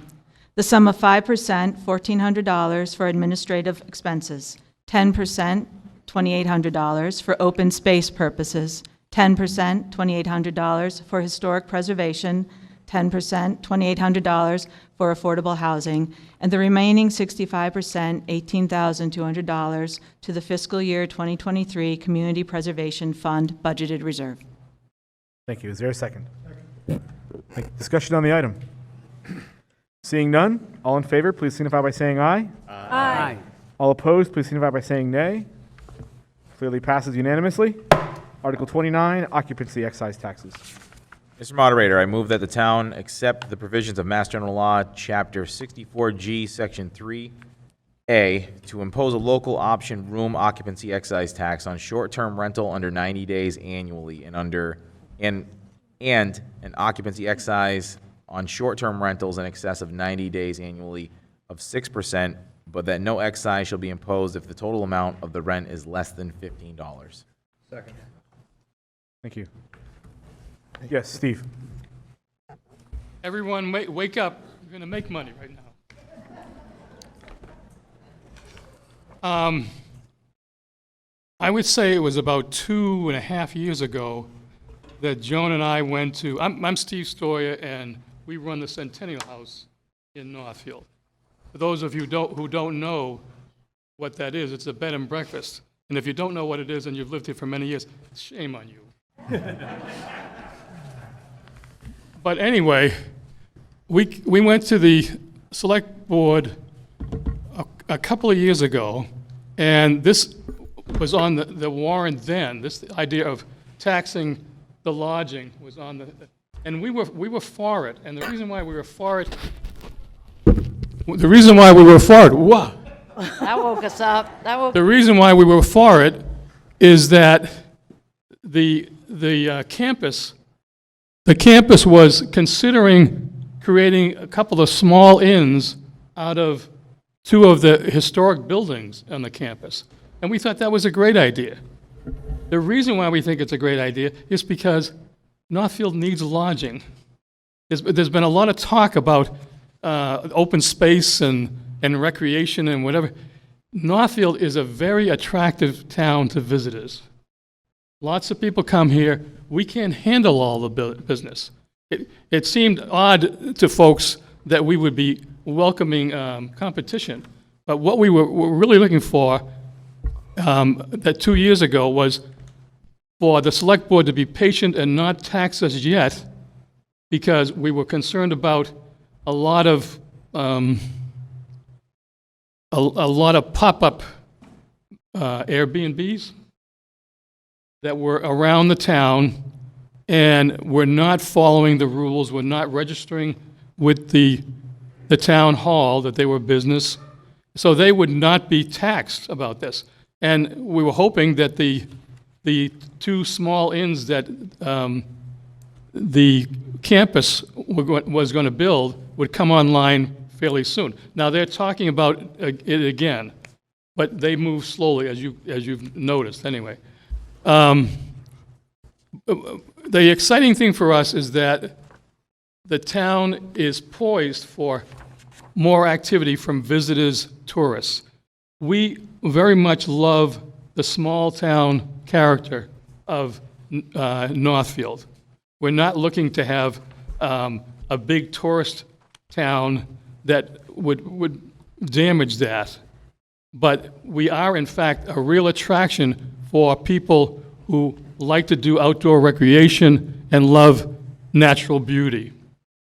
So let's cut to the chase. Okay, so this bill has on it a $6 local. 6% local tax on our rooms. And we, again, are very much, we want to help. We want to make it happen, okay? But that happens to be at the top of what is allowed for this tax. We would like to, let's say, go back to another argument that came into the room some time ago. We'd like to ask that the select board start with 4% so that we remain competitive in the lodging market. The other thing we'd like to ask for, and I guess this is these are amendments here, huh? I'm looking at you. I don't know what. Yep. The other thing we'd like to do is we'd like to ask that the money that's accrued from that tax be set aside for tourist enhancement projects in town. What are they? Well, there's signage, there's bike racks, there's all kinds of things. So I know it's late, and I just want to say one more thing, and so cue the violins. After that meeting with the select board,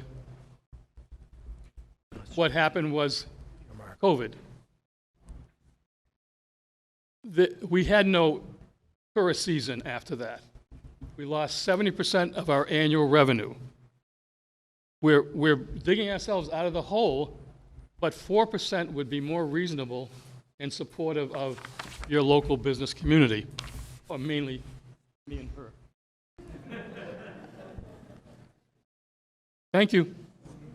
So as a point of clarification, if somebody wanted to have this motion go from 6 to 4, they would need to rise and make a motion to amend this motion to change the 6% to 4%. If somebody wanted to do that. I will. Oh, can I? Mary rose first, and Yeah. do you have a motion, Mary? And if you can I write it right motion- after you make it? Pardon? If you can write it down right after you make it and give it to Sure. Dan, that would be ideal. I motion that we lower this tax to 4%. And what was the other part, Steve? Set aside and then set aside the revenue for tourist enhancement projects within the town. Absolutely. I need to check on the second piece. Give me just a second. Second. I got it here, Mary. You do? Thank you. Thanks, B.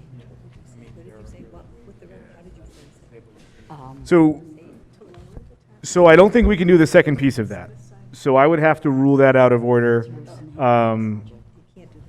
There are ways to dedicate funding, but it requires the creation of stabilization accounts or dedicated revenue accounts. The going from 6 to 4, we can certainly do very easily if that's the motion. On the fly here, I'm not sure there would be a way within the existing warrant article to restrict the funds to go to a particular purpose. Mary, do you want to just do the 6% to 4% and we try that? So you guys can work on that. Or are you wanting it all or nothing? Yeah, I would like to do the 6 down to 4%, and then, what was the thing? Then we're going to commit. And then the select board can put it on the agenda to discuss the, yeah, the ability to do that. Plan B, is that good, Steve? For the motion itself, it would just be changing 6% to 4%. And then you want to express in general that we should use those funds for particular purposes. But that, if that goes in the amendment, I'm going to have to rule it out of order because we can't tie that piece to it here.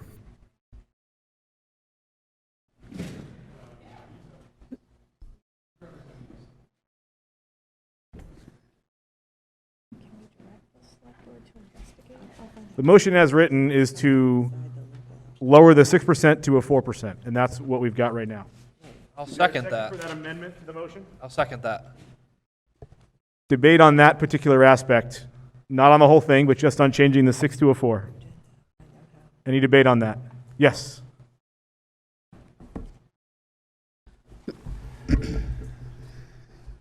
Hatterfield, Highland Avenue. I'm not sure that this is the time to be doing this. It is certainly true that more tourists are starting to come, but it's also true that COVID is spiking again throughout the Northeast. And also, the Moody Center projects, the little hotels, the boutique inns, are going to be at least another year before they're operable. They haven't even got all the money yet to fund them, much less have they started any construction.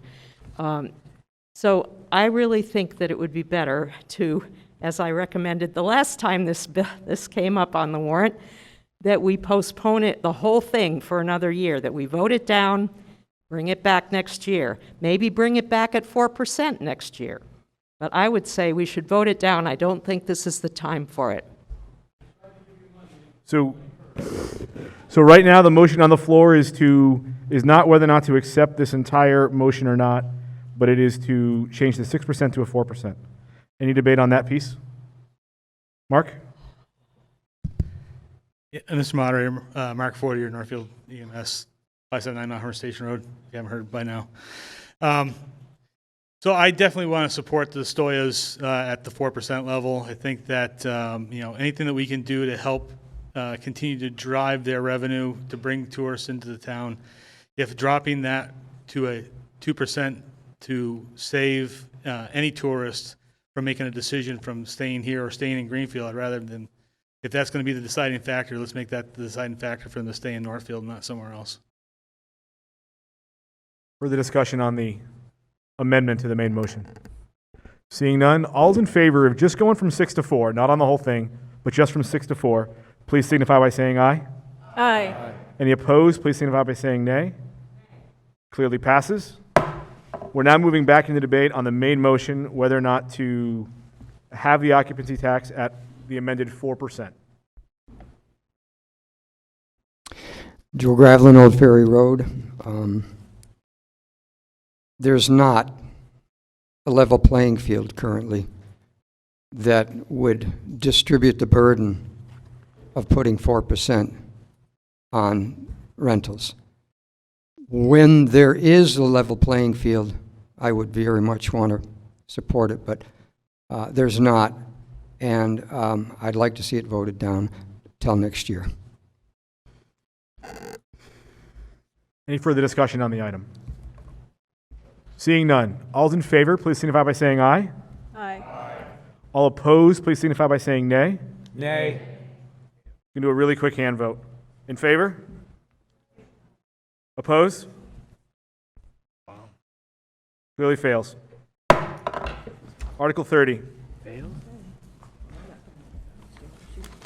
There's somebody, so Article 30 was submitted by a citizen petition.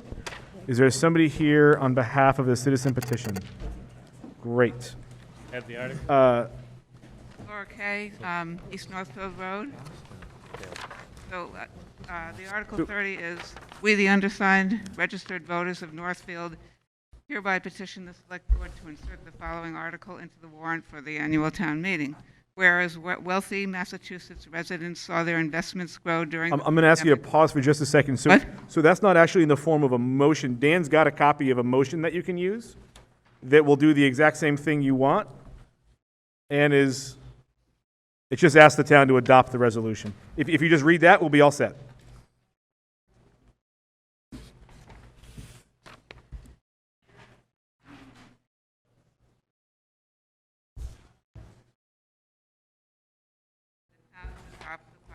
Can't hear you. Into the microphone. Whereas wealthy Massachusetts residents saw their investments grow during the pandemic while working families struggled, and Massachusetts' wealthiest residents should pay their fair share to support our communities and grow our economy. Therefore, let it be resolved that the town of Northfield supports the proposed statewide fair share amendment that would create an additional tax of 4 percentage points on annual income above $1 million and dedicate the funds raised by this tax to quality public education, affordable public colleges and universities, and for the repair and maintenance of roads, bridges, and public transportation. I would like to speak in favor of this article. The fair share. Hold on just a second. Is there a second for the item? Pardon? All right, thank you. Now go for it. I would like to speak in favor of this article. The Fair Share Amendment will be on the ballot in November, but the purpose of our town approving it tonight is to make it clear before then that we believe that our economy should be for everyone, not just the few. That is to say, fair. This is not about punishing the rich. It is about a great way to ensure more revenue in these two areas of need, transportation and public education. I'm sure everyone here can think of something that needs fixing, whether potholes, more public transportation, school buildings and programs, or affordable college. It is estimated that $1 billion to $2 billion per year could be raised, which would really help. Some small business owners who are finally doing well now may be concerned that their ability to continue to thrive would be impacted. Only those who receive over $1 million in annual profits after expenses and tax breaks would have to pay the additional 4% on personal income. For those who own property of high value, the Fair Share Amendment does not affect their wealth, only their income after deductions. You can get more information on taxes at massbudget.com. But for tonight, though we can only begin to change the vast income equality that exists in the country, or even just in our Commonwealth, let's take a tiny step towards closing the gap between the very rich and the rest of us by voting yes on Article 30. Thank you. There was a little bit of challenges with the mic in the very beginning. The motion was, I move that the town adopt the following resolution, and then it was simply a reading of the whereas and the therefore, just to clarify where we are. Any further debate on the item? Seeing none? All in favor, please signify by saying aye. Aye. All opposed, please signify by saying nay. Clearly passes. Article 31. Mr. Moderator, I move the town adopt the resolution outlined in Appendix 2 of the town meeting warrant document. Is there a second? Second. Thank you. Any discussion? If I may, I would like to read these real quick so we can wrap up the meeting. Our resolution of gratitude for the 350th committee, Martha Morse, Bill McGee, and Christine Harris. The Agricultural Commission, Bill Ames, Al Stone, Patricia Stone. Board of Health, Bob McEwen, Katie Kostecki, and Flora Sadri. Constable, Jack Ware and Jim O'Shea. Council on Aging, Sarah Lynn Allen and Carol Pike. Cultural Council, Gretchen Licata, Cynthia Durham, and Ann Linge. Dickinson Memorial Library, Deb Kern. Dickinson Memorial Library Trustee, Margot Fleck. Election Officer, Melissa Foster, Christine Harris, Deb Campbell, Betty Gibson, Connie Putnam, Kathy Wright, Julia Blythe, Raina Destos, Patricia Shearer. EMS, Ed Laraway, Emma Brennan, Nicholas Valini. Energy Committee, Susan O'Connor. Fire Department, Chris Hample, Alec Milton, Jack Ware, Jason Brooks, Matt Shippa. Franklin County Tech School Representative Scott Milton. Highway Department, Arnold Rose, Sam Stevens, Josh Bonato. Open Space Committee, Arthur Davis.